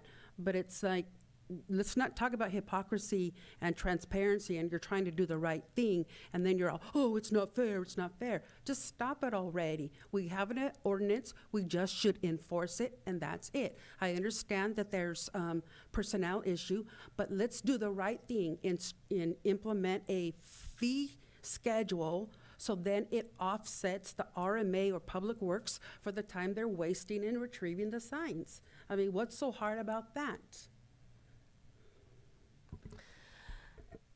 I'm just going to go back to some previous comments that were made earlier today about us focusing on the issues and putting our money towards the things that are really pressing in this county. To me, this topic, we've just discussed it to death at this point. I don't even know how big of an issue this truly is. I think we're making it a way bigger issue than it really is, and I think we just need to move forward. So there is a motion on the table. It has been seconded. Madam Chair, can we Can you repeat clarify? the Because there motion? was some back and forth. We did a friendly would amendment, be so good with the let's amendment. start a new Okay. motion. Let's just be clean, right? Okay, my motion would be to direct staff to amend the ordinance with the technical language that Public Works can enforce with line of sight safety. And not, that would be my motion. I'm not even gonna say any more. Second. Okay, just can I ask a question? And I don't mean to confuse this, but is that different language than what already exists? Yeah. Yep. Okay. And is that just for the election period and the rest of the ordinance? It of should be state- applicable all the time. All the time. It should be, well, if you make it applicable all the time, if we're not enforcing signs for other things, then yes, it would be applicable all the time. Because no sign should be a life safety issue for the county. Madam Chair, I would just offer some concern with if you don't have the 100 days or 90 days, that you could have a free-for-all with local businesses, landscaping people, whatever, just putting their signs out there. And we no longer have the ability to enforce. I think what the county council said is within the 90 days that it's allowed by state law, that would be the period when there would be only be enforcement for line of sight safety issues. Otherwise, the rest of the year, you're gonna have issues. We're gonna be coming back and talking about this. I think you're right. I do. I agree that it could really open a can of worms so it would be during the 90 authorized campaign sign period. So we're officially leaving the ordinance as is, but pointing out that we will be enforcing only line of sight. Is that correct? It would be an amendment to the ordinance. Amendment to the ordinance, but there's nothing regarding stricter enforcement on the existing public right-of-way rule, right? It's just about line of sight? Okay. I would like the actual verbiage, I would like to see that line of sight and/or enforcement periods before I want to vote on it. It will come It would back. have to come back. It's an ordinance, yeah. It'll have to have 2 readings, right? Yeah. All right, so we have a motion. Are you seconding that? Yes, I am, Paul? ma'am. Okay, all right. So all in favor? Aye. Aye. Opposed? No. No. So opposed is Supervisor Zango, Sotelo, and Gonzalez. What are we doing? Sorry. Madam Chair, so we're just moving on. We're moving on. Okay, thank you. All right, so item 2.7, discuss and provide direction to staff whether to further develop a campaign finance ordinance and desired parameters of such an ordinance. Yes, yes, a lot. Madam Chair? With this, since I brought this up, can I just open it real quick? We just want to put something out there, just introduce the item real quick Yeah, before sure. they get into it. Yeah, I just want to point out that this campaign finance item here, I don't want anyone to get the idea, this is nothing personal to anybody or anything like that. It's unfortunate timing with what's going on with the city and everything else. I understand that, but just want to put out there that this is just general campaign finance reform, nothing against, no specific, candidates or anything like that, just to talk about generally changing the rules for the county. So I just want to make sure that that's clear, that there's nothing ill will here or anything like that. Yes. Are you going to present on this Yes, item, Barbara? Yes, I Okay. can present. So basically, this was considered previously by the board, and at that time, there wasn't sufficient board direction to move forward with the sign ordinance. But, I'm sorry, a campaign ordinance. The board requested that this be brought back at a future meeting, and so I just did a general staff update based upon the last staff presentation and bringing it back for the board, and I'll turn it over to the supervisors that directed it to be brought back. But basically, it's just determining whether or not you want to have a local campaign finance ordinance. There are state regulations. This would be more specific, you know, more, and you can do it in a variety of different ways. So there's a number of different ways to, I think I've enumerated them here, about whether or not to, you know, establish limits on individual donations during, you know, a campaign season, and or whether or not you want to have additional disclosure requirements. Can I turn it over to either Supervisor Kuzmic or Supervisor Zanger to present? Yeah. Would you like me to enumerate anything further? Okay. I don't think so. It's pretty simple. Yeah. So just generally, I think campaign finance reform is a good thing generally for most counties and most bodies of government. I think it seems odd to me that we'd want more money to be interjected and involved in politics. Like I said, this is nothing specific about anyone or any groups or anything. It's just that, to me, I mean, the campaign finance issue is just as simple as why should we encourage individuals or groups with more money to be able to influence elections and then hopefully own favors with elected officials, because that's obviously part of what goes on with donating to campaigns. That's just how it works, I think, to a degree, not all the time or anything like that, but to some extent, certainly. So it's just to limit basically any accusation even of corruption in government. I think it makes sense to just reform these policies and modify them a little bit. And there's a few things specifically. I don't know if I should, county council, should I just, I guess I'll throw a few ideas out here to the board. Lowering the individual donation cap, so $4,900. I'd like to see that lowered to somewhere around, somewhere much more reasonable, around $500 to $1,000 maybe. And then also eliminating the anonymity, excuse me, I'm sorry, removing the anonymousness of donations for $99 or less. It doesn't make sense why we have that. It just, so you can give several $99 donations and be anonymous, and that can total up to a large amount. It just doesn't make a lot of sense to me why we would have that. So it's just an issue of transparency and common sense to me. I don't know if, I think Supervisor Kosmicki probably wanted to elaborate since he seconded it.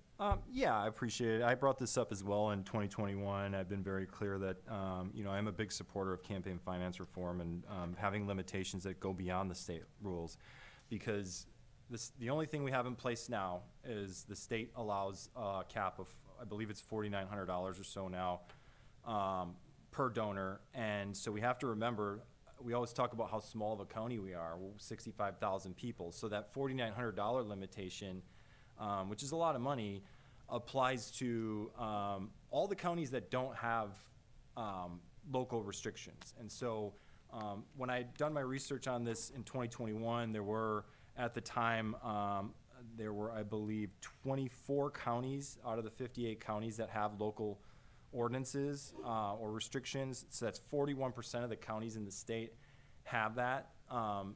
And so with a $4,900 cap, we're on the same playing field as these larger counties that can be 50 times the size of us or 100 times the size of us. So just from a practical standpoint, it does not make sense for San Benito County, where it costs far, far less to run a campaign.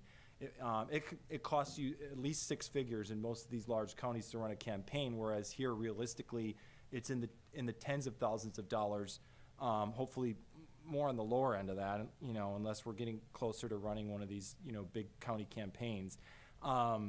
So $4,900 to me, it just does not make sense. And so I had proposed $500 per election, so that would be $500 per primary, per general election. That's $1,000 a year, and the no more anonymity part. And then also I would say, which was included in the staff report, is to disclose the outside contributors that they find a way to use these mechanisms to contribute. And the public really doesn't have a good way of finding out or having transparency of who's actually donating, contributing to the campaigns. If we're really wanting to be transparent, that to me, at the very least, we should have that in our ordinance, that we are required to disclose in our local forms who's contributing from the outside, so people don't have to go searching for all this stuff. Most people don't know where to look. The vast majority of people have no clue where to look, so there is no transparency when it comes to that. And then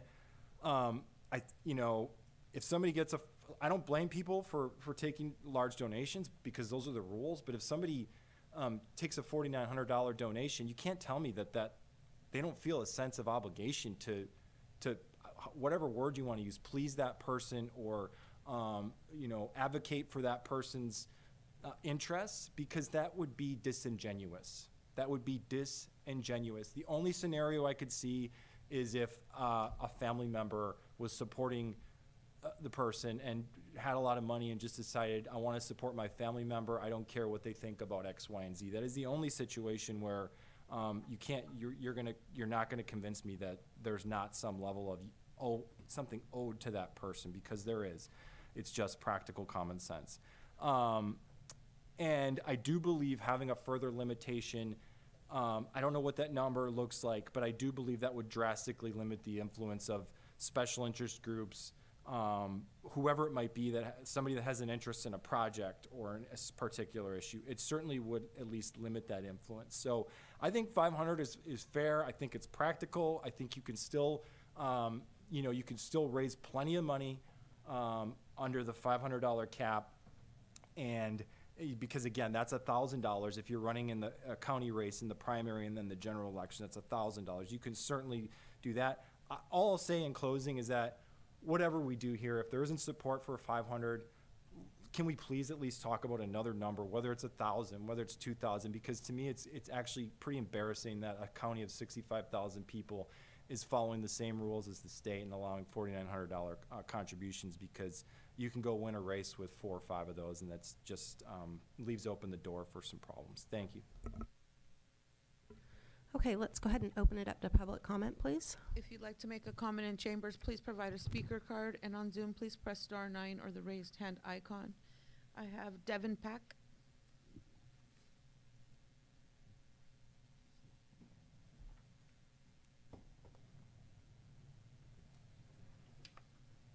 So, two Supreme Court cases that are extremely important that I recommend all members of the Board of Supervisors read in regard to this are Citizens United versus FEC from 2010 and Buckley versus Vallejo.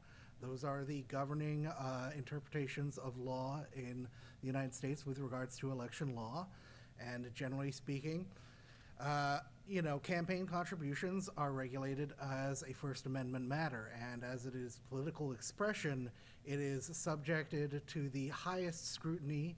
Any local ordinances regarding this have to be of a most minimal nature, because political expression is the most highly protected form of expression under the First Amendment.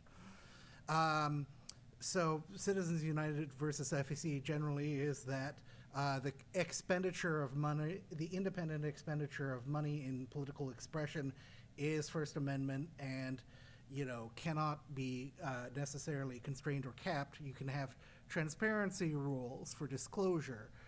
That being said, the county should consider possibly voluntary programs such as what the city of Portland has implemented, which is a voluntary program in which candidates that agree to forego certain funding nonetheless can then receive the benefit of a public elections fund. One other thing that I will say in regards to this discussion of a cap, which I have said in regards to the Hollister City Ordinance, is that if there is no constraint on personal expenditures, capping donations ultimately creates an unequal situation in which extremely wealthy individuals who are able to self-finance campaigns are able to campaigns, but grassroots candidates who do not necessarily have that amount of money do not. So that is one thing to be considering, that if you're going to be capping on donations to candidates, but you leave out a loophole, then you are basically just favoring the most wealthy people of this county over ordinary citizens who may want to be involved in public service. Yeah, thank you. Next, I have Barry Katz.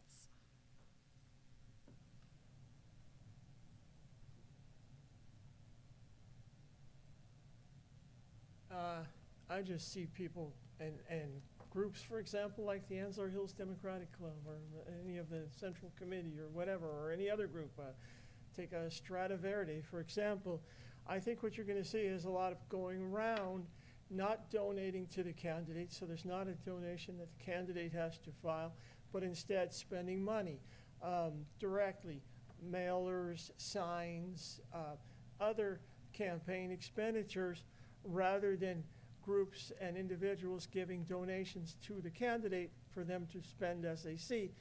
They'll ask, how can we help you, and that kind of thing. And I think you may still see very large expenditures by outside groups or individuals. Thank you. We have Elias Salinas.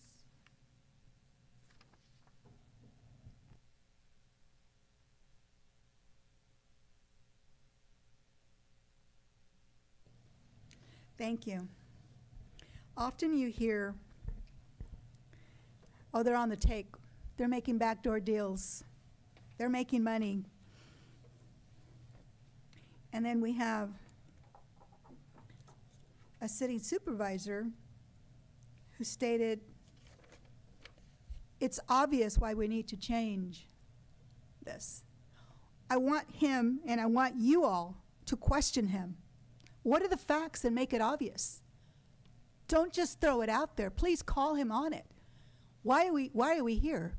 We're here because Supervisor Kosmicki brought it before, didn't go through. Now we brought it again, and it's the two bookends we have right here with these two individual people.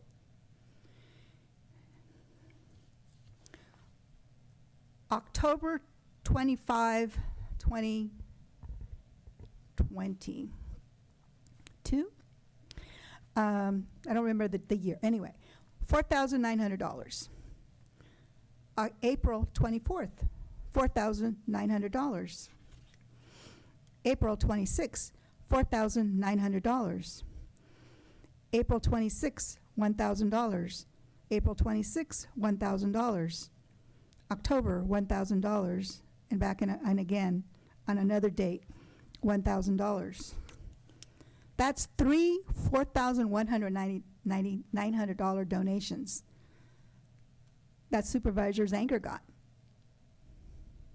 Now he's up here on his high and mighty horse saying, hey, it's obvious that we need campaign reform. Don't look at me that I received three $4,900 donations. I'm good, I'm clean, and I don't know anybody anything. Casa de Fruta gave him twice $1,000 donations. He's against economic development. He's against the Beta Bell project. In my opinion, it's a competition with Casa de Fruta.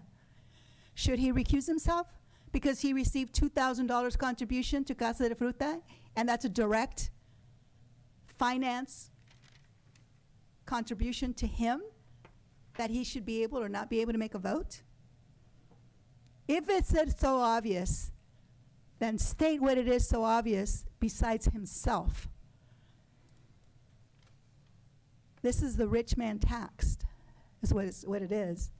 If you have the money to lend yourself, you can run a campaign. If you go out there and you contribute and get $99, and I'm an employee of San Benito County, and I don't want Supervisor Gonzalez know that I contributed $99 to her opponent, I should have that right, that it stays confidential. Thank you. I I have on Zoom Julio Rodriguez. You've been unmuted and you have 3 minutes. Hello, thank you for the opportunity to speak.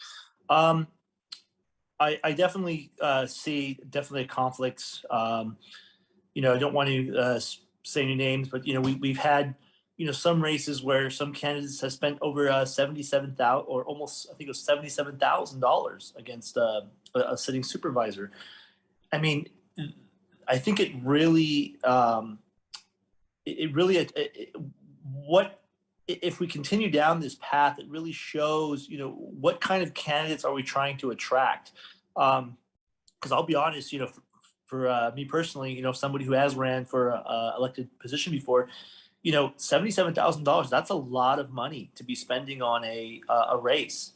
So I do think some absolutely transparency and kind of leveling that playing field, because we do attract outside forces that want to, I guess, build their vision for San Benito County. And just to kind of build off of what Supervisor Kosmicki was saying, what does that conversation look like? Is it going to be 500? Okay, maybe not 500, maybe 2,000. Also, I would like to see something about PACs. I'm not sure if that's something that could be done because, there's also repercussions of that. Okay, now there's going to be side PACs or side things. I'm not sure if that's constitutional or what, but anyhow, thanks for the time. I have no further public comment. Thank you. Oh, Ms. Seglin just put her hand up. Okay, we got one more. Ms. Seglin, you've been unmuted. You have 3 minutes. Thank you. I'm always kind of just waiting to hear what other people's thoughts are.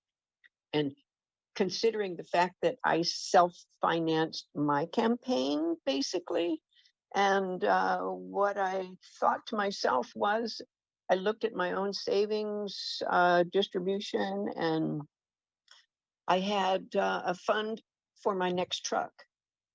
And I used that fund to self-finance. Some money came back in contributions that I was very grateful for. But because I'm not affiliated with a Democratic committee or a Republican committee or anything else that would have put me out there, I really needed to put my money where my mouth was. And it was just the best ride I ever had in a truck I didn't buy. It was so educational. And I learned a lot about the county, and it put me in a position to just have my own self-confidence. So I believe that Mr. Pack was stating truth in that it should not be so highly regulated in our county. And it should be out for public discussion. I don't think you can choose to do one thing or another right there at the Board of Supervisors. I think it requires a broader discussion than that. Thank you. Madam Chair, are you going to Supervisor Gonzalez? She had a question Sure. or comment, so. Yes, this is another item that I think it's a waste of time, energy, and resources for the county, but I understand the two people that are trying to put it forward. Thank you, Ms. Salinas, for that articulation about those grand dollar figures that were donated to a sitting supervisor. I don't know about the rest of you, but I have ethics. And when I sign something and attest to something, I'm gonna follow the rules, I follow the rules. And if you go back and look at my campaign donations, I think the largest sum that I received was $250 from various peoples. But I gave myself a loan, and I received the loan from my daughter. Other than that, it was pretty much, as Valerie said, put your money where your mouth was, and I self-financed. There's already rules on the books There's already FPPC that has its regulations and rules and constraints. And I don't know why we keep trying to complicate things here. It's just ridiculous. But as I said, I have ethics, and I don't know about anyone else, but I do. Thank you, Devin, for putting out those two precedents about self-financing. And if we adopt this, then it's going to put a disadvantage for every individual who is not wealthy. And I refuse to do that. I don't know, I heard Julio mention something about 77,000. I wish he would have named the candidate. It wasn't me. Mine was a total of $11,000. And I competed against a 16-year incumbent who raised thousands and thousands of dollars. On that last race, he had raised over $45,000.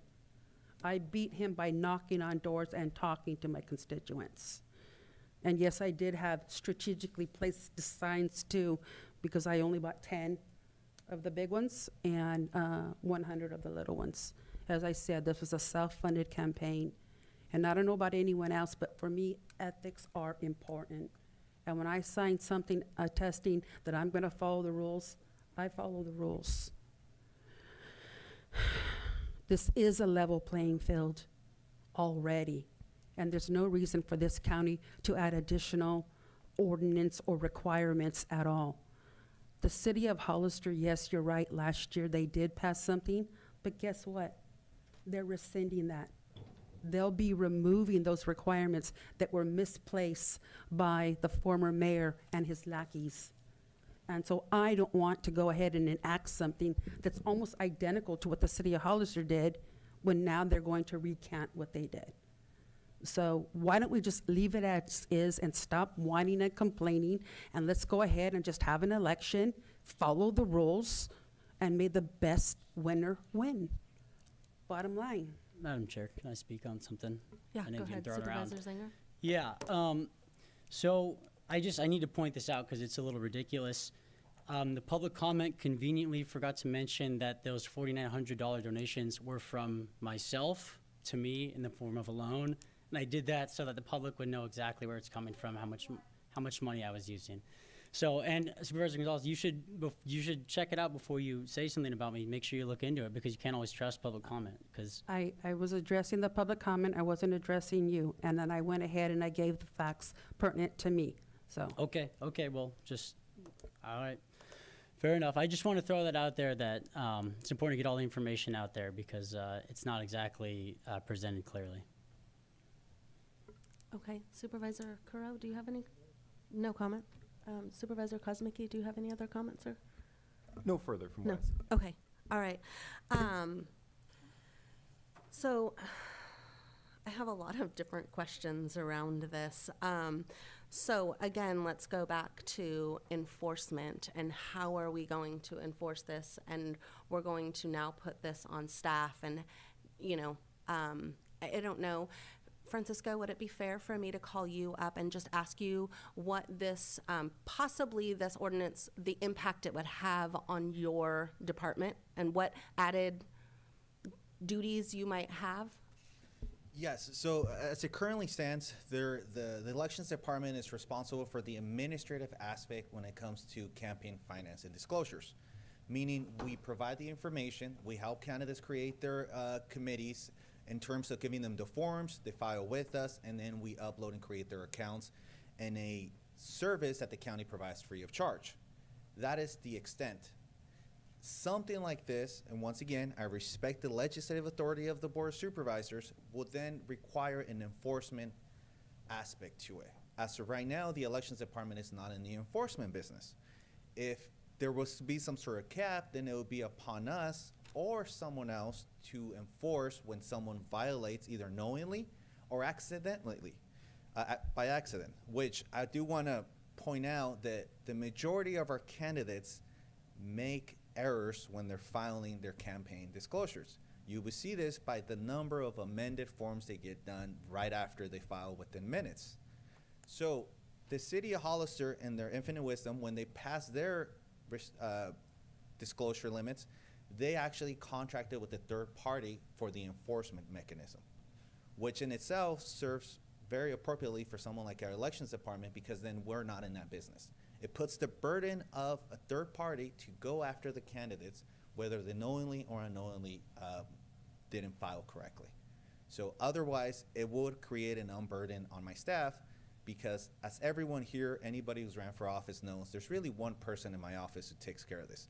And that's only really about 15% of his time during election time. Rest of the time, it's a lot less. Thank you. I appreciate that insight.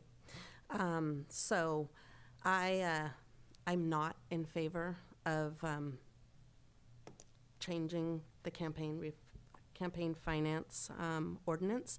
So at that time, or at this time, does somebody want to make a motion? Madam Chair, can I briefly add something real quick before Yeah, the motion? absolutely. I didn't get a chance to point out some of the counties. Just so everyone knows, this isn't like weird and wild stuff we're talking about here. We always compare ourselves to other counties around us, but Fresno County, Marin County, Monterey County, Sacramento, San Francisco, Santa Cruz, Santa Clara, those are among the 24 counties in the state that have local ordinances. I just want to say that publicly. Thank you. Thank you. And I think that's valuable. The only thing is the majority of those counties that you just mentioned are larger. And I think that's where, we are rural, we are smaller, and the impact to our staff, what it would end up costing us to, adopt an ordinance like this would cost us a ton of money. And again, let's focus on the issues and let's focus on those, putting our money where potholes and things of that sort. So I can't support this. So would somebody like to make a motion? Can I just make one comment before Yes, motion? Supervisor Crowe? The elections department has the new San Benito County -ca-cre.gov website. It is beautiful. It's accessible. It was mentioned that it's very hard to find this information. I would really encourage the elections office to do more campaign outreach about how you look up this information. There's an e-retrieval for public viewing, a gigantic yellow-orange button that you just push and put in the candidate's name, and you can pull up all of the filings. There is an ordinance in San Benito County that was passed, and it is a very detailed ordinance about electronic filing. And our 700s are also a very important item for people to review. Those are those are statement of economic, help me, Francisco. There you go, economic disclosure forms. And these are even more important than your campaign disclosures. These are where people the candidates and the incumbents have to explain where their investments are. So these are all accessible from the County Department of Elections website, and I encourage people to research. Thank you. So would somebody like to make a motion? Or are we just not doing anything? We just want to leave it alone? Let me see, what is we're just, again, on this one, directing staff to proceed with the recommended action if desired. So if there's no action, we'll just move forward. So what is the will of the board? I'll make a motion, Madam Chair. I'll make a motion to adopt, to direct staff to come back with language on a proposed ordinance that would cap donations at $500 per election cycle. So that would be primary 500, general election 500. Eliminating the anonymity of the $99 donations and requiring all outside contributors, whether they're PACs or whatever they are, to be included in the disclosure statements. I'll second that. Okay, so all in favor? Aye. You're not voting for it, Dom? I said aye. Okay, sorry, I didn't hear you. Okay, so Aye. opposed? Speak up. No. No. So Supervisor Curro, Gonzalez, and Sotelo are against. So, thank you. At this time, okay, we're going to go ahead and go Public into comment on closed session. Okay, so any public comment on closed session items? If you'd like to make a comment in chambers, please provide a speaker card, and on Zoom, please press *9 or the raised hand icon. What time do you want It looks like I have no public comment. Probably. Okay, thank you. An hour and a half probably? Yeah, Probably so gonna be we'll probably reconvene about 2:30. Thank you.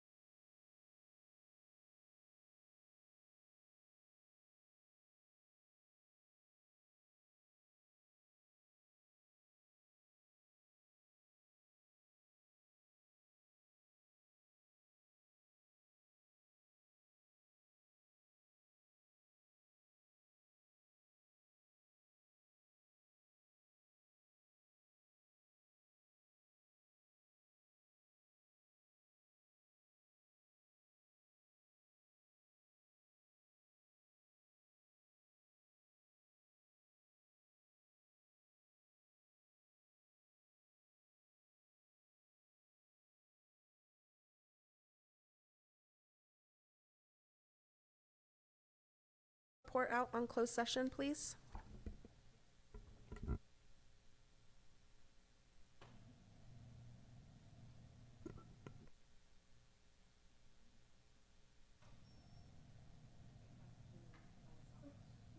I believe it is, let me just make sure I'm calling the right number here. I believe it's 3.5, but let me just double check. 3.5.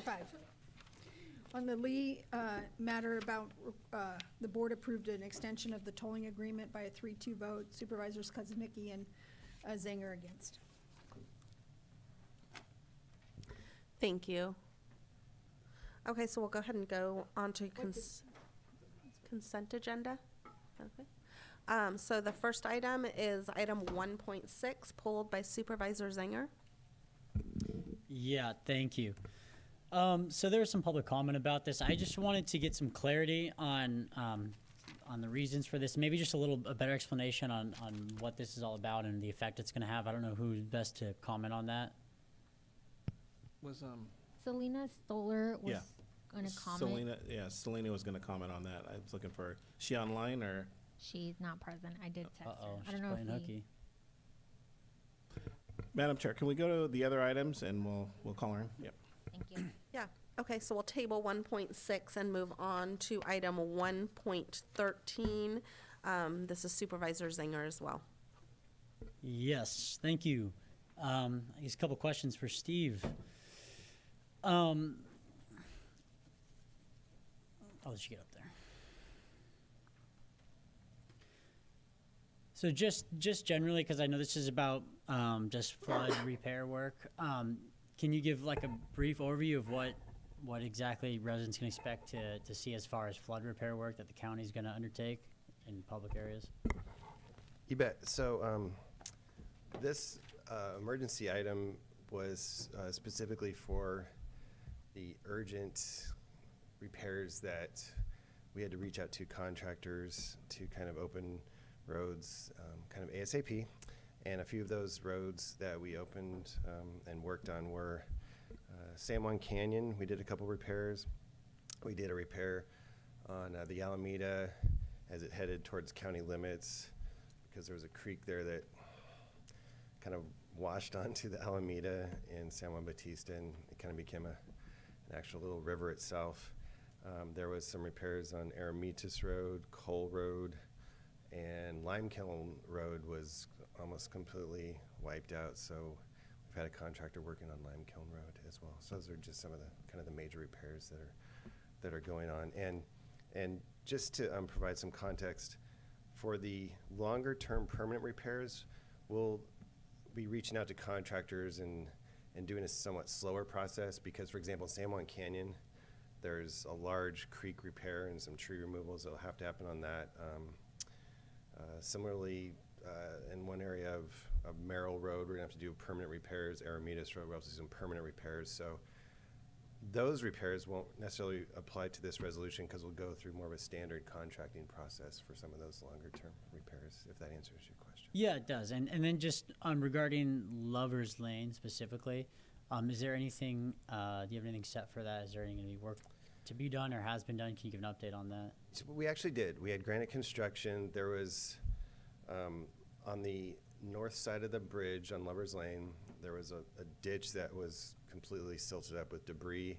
So we had granite construction, clean up that area. We actually had them replace either one or two culverts, definitely one culvert on Lover's Lane because the storms had damaged it and it was just kind of decaying. So we had that culvert replaced. We had multiple culverts cleaned out along Lover's Lane. And then a lot of the other things we did similarly was for the first set of storms on Lover's Lane on the south side of the bridge. So. Great. Well, thank you. That's all. I just kind of wanted an update for people so they know what's going on with the repairs from the flood. Thank you. Thank you. I guess, I don't know I don't have the agenda up. Would the motion be just to accept or approve, adopt? Do it per staff recommendation too. Right. Well, okay. Motion to adopt resolution delegating authority to Public Works Administrator to enter into emergency repair contracts per staff recommendation. I'll second that. All in favor? Aye. Aye. Aye. Anyone opposed? 5-0. Let's go to item 1.19, Supervisor Kosmicki. Yeah, thank you, Madam Chair. Yeah, so I had a few, just a few issues with this. I did talk to staff and Abraham, I talked to Ariel, they were very helpful. I appreciate that. And so can you explain, we always talk about RFPs, RFQs. Yes. What was the process to get to this point? Because I do understand, in talking to Ariel, that we did an RFP, but then it came back and there weren't any responses, I suppose? Yes. So can you explain the process, and also which RFPs would come to the board versus just the staff may, elect to go out for RFP? Yeah, no, thank you, Supervisor Kuzmicki. So yeah, this is for the housing element. By government code, we are required to update the housing element every so often. Usually it's every 5 years. These last 2 terms have been every 8 years, so 2015 till now. And so this is gonna be the 6th cycle from 2023 for the next 8 years. And so at the end of last year, we ended up doing a request for proposal for the update of the housing element. And so we sent it out to all the firms. Because there are so many, jurisdictions that are going through the same process, agencies are busy and they were not able to respond to us, basically indicating that they would be able to do the work and fulfill the housing element requirements.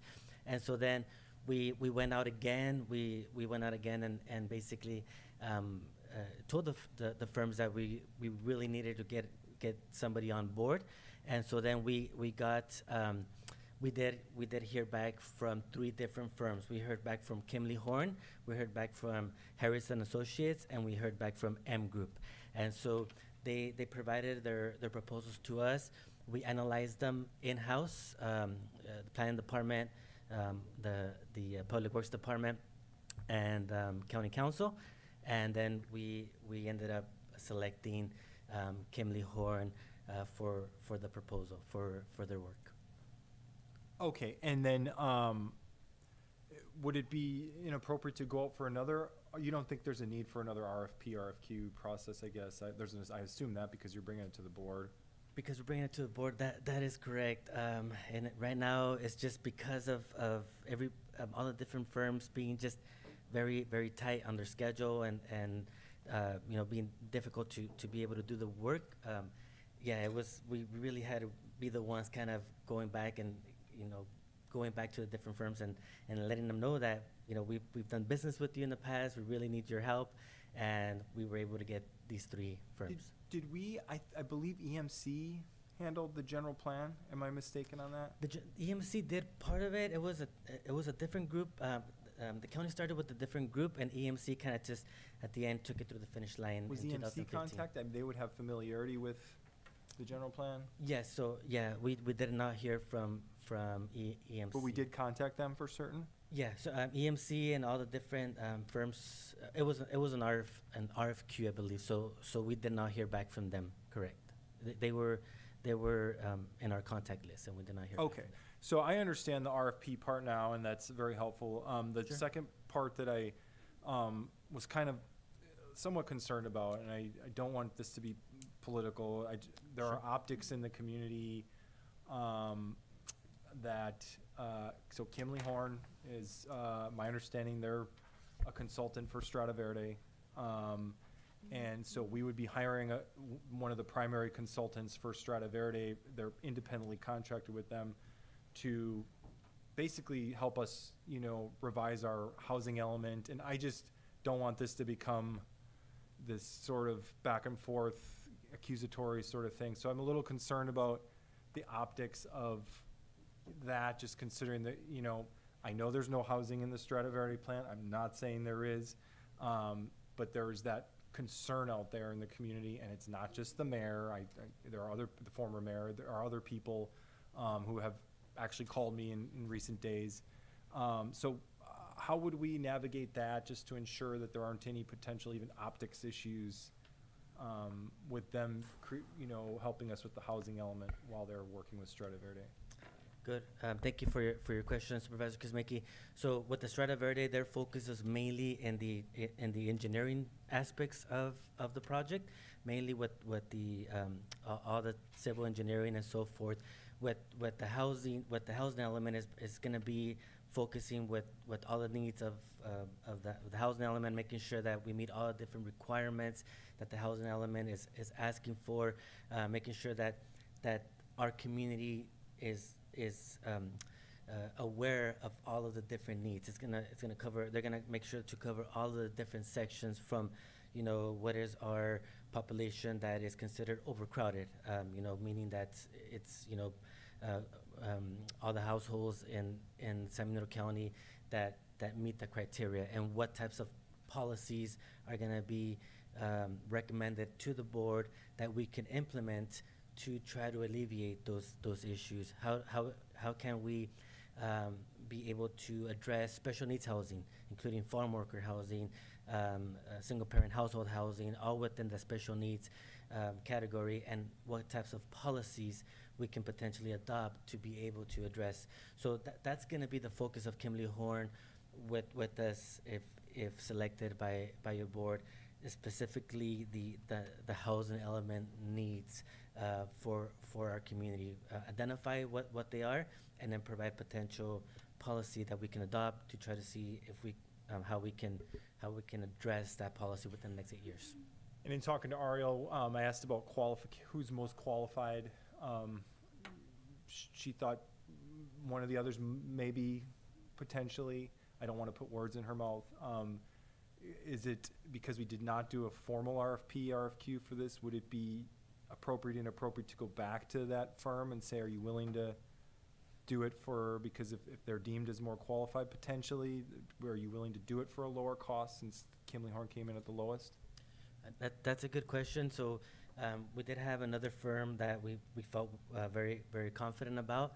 I think we were comparing them, and just what took Kimberly Horn a little bit over the edge is that they're also doing the city of Hollisters. So we feel that it's really good to be within the community, just different jurisdictions. But Harrison Associates' scope was actually really good as well. They were like $200,000, a little more, I believe. But their community outreach was strong, so we like them as well. I mean, if it's a desire of the board, we can do that. But we're a little concerned on timing. We were hoping that we would get a proposal back late last year and already start with the housing element. The hope is to try to get it adopted by the end of this year, 2023, which is going to be an aggressive schedule. But if the will of the board is, there's concerns, then we can, with Kimberly Horn, then we can definitely, I don't have anything against Kimberly Horn. I don't know Kimberly Horn. I know they're reputable in the area, and they're commonly used for planning consultation. But the last question, the new community study areas, eliminating that, where are we at with that? Because that's really, that was at kind of the heart of that discussion, and then the prior board took the step to eliminate new community study areas, just to, take away some of those concerns. Yeah, so we are hoping to bring that to the Planning Commission, if not in June, July, August, and then bring it back to the board with the recommendation shortly after. We have a requirement for consultation and public review, and we're in that stage right now. We're asking if any of the tribes need any consultation, and so we're at that stage right now. But we're hoping that once that's over, we will bring it to the Planning Commission, and we're hoping June, July to the Planning Commission. Okay. Yeah. And then the third point I wanted to make, I think, is for future consideration. When I started delving into this, and when you read the staff report, you realize that this funding is coming out of our general fund. Yes. In querying staff and others, I've realized that this county previously could have set up, in other communities, it's very common, the city of Hollister has a general plan amendment surcharge. Yes. It's like an impact fee for developers. This county has never done that. So it's basically the reason why we are now funding our housing element update directly out of our general fund, which, you know, in hindsight, it's just unfortunate that this county has never taken that step. I don't know if it was ever on the table or anything like that. I'm not saying it was or wasn't, but now that we know that, I think and we're looking at further general plan amendments that are going to be very costly. I would strongly suggest that this board start the process now, and I've asked staff, you know, outside of here to what sort of time frame we could be looking at, and you talked about potentially could bring something back in June to start the process of developing a general plan amendment surcharge, so that we're going into the future that we have some funding sources to pay for this sort of revision. I would strongly recommend that we do that going forward. And those are my final comments. Definitely. Thank you for that, Supervisor Kuzmicki. That is something that we will be trying to bring before your board as soon as possible, because it is based on a certain percentage of every building permit that comes in, and it adds up. It definitely adds up. At the last special board meeting, I was here kind of talking a little bit about all the different building permits that are coming before the building department, and so a small percentage of all of that adds up for them. We can use it for the housing element update, general plan update, and just in comparison, off the top of my head, it was approximately 1.4 million for the city of Hollister. And so it is a costly document, and so we can do that for general plan, and my understanding is that we can do a surcharge also for programs such as Acela, that we can also try to get that within the same ordinance, hopefully, and we'll see if there's others as well that we can do. Okay, and I don't know if there's a second supervisor, just to make it, to formalize it, to willing to at least bring that back for consideration. I would appreciate it. Yeah, I'll second that if that's a motion, definitely. Is that it? Yeah. Okay. I was going to actually have this one pulled also, but I was more concerned from the aspect of December 31st timeframe that we needed to submit this to the state. And so while I appreciate the questions from Supervisor Kuzmicki, I just want to make sure that we're mindful of that. This came to the hack and what needed to kind of be discussed and so forth, so I'm aware of it, but there is a time frame in which we need to get it approved by the state. So if there aren't any questions, I'd make the motion per staff recommendation to approve the contract with Kimley Horn.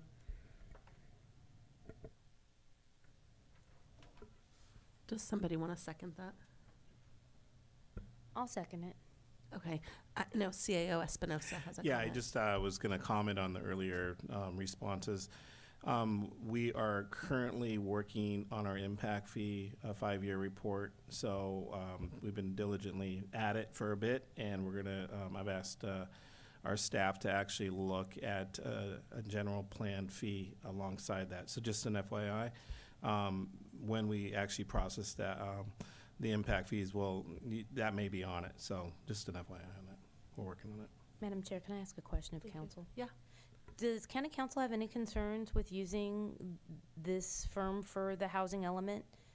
Do you feel that there's a direct, conflict with the Strata Verde project? Because if there is, I'd like to hear from you on that. I'm not aware of any conflict because, this is just for the housing element, and Strata Verde doesn't include a housing component. I just wanted to hear it from you. Thank you. Okay, so we have a motion and a second. All in favor? Aye. Aye. Against? Nope. No. So Supervisor Zanger and Kuzmicki against. Okay, moving on to, we'll go back up to 1.6. I see Selena here now. Supervisor Zanger? Yes. I was just wondering if you could just give a little background on the purpose of this and the effect it's going to have and what's required, and just explain a little bit, because I know there's some concerns from the public about it. So. Great. Good afternoon, supervisors. Apologies for walking away. Ran over once I saw it was up.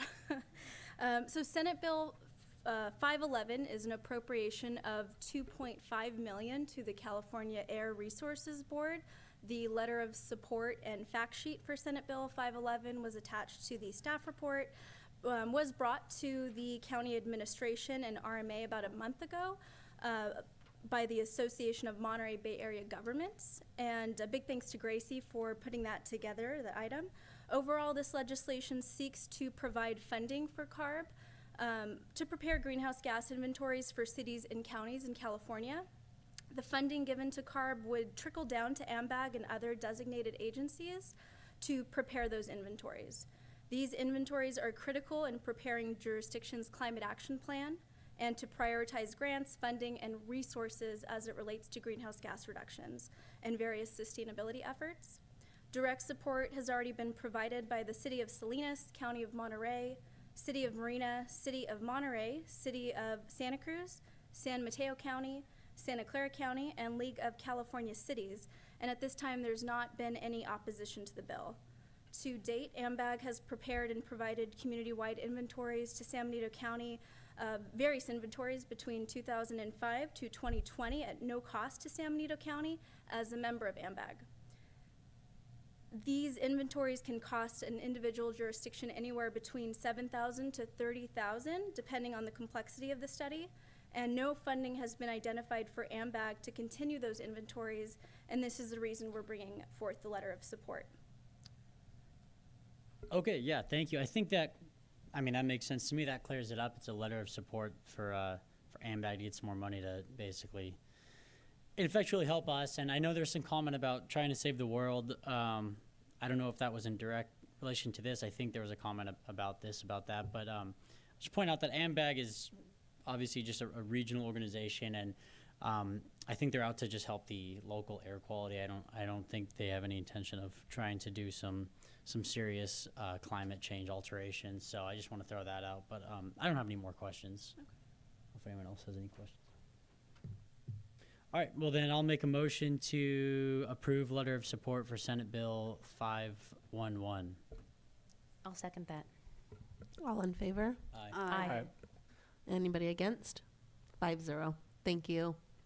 Okay, going to our last one, item 1.21, Supervisor Kosmicki. Thank you, Madam Chair. Hey, hello again, Abraham. Hi. And Abraham was nice enough to call me while he was out of state when I Yes. did not know that, so I just want to It's point that out. okay. He is one dedicated employee. And please don't do that again. Enjoy your time with your family. I appreciate it. Thank you. So yeah, I just want a recollection from the new board. What was the RFP process? I'm always bringing up RFPs for this. You know, how do we come to Benchmark as the chosen entity? Yeah, thank you, Supervisor Kuzmicki.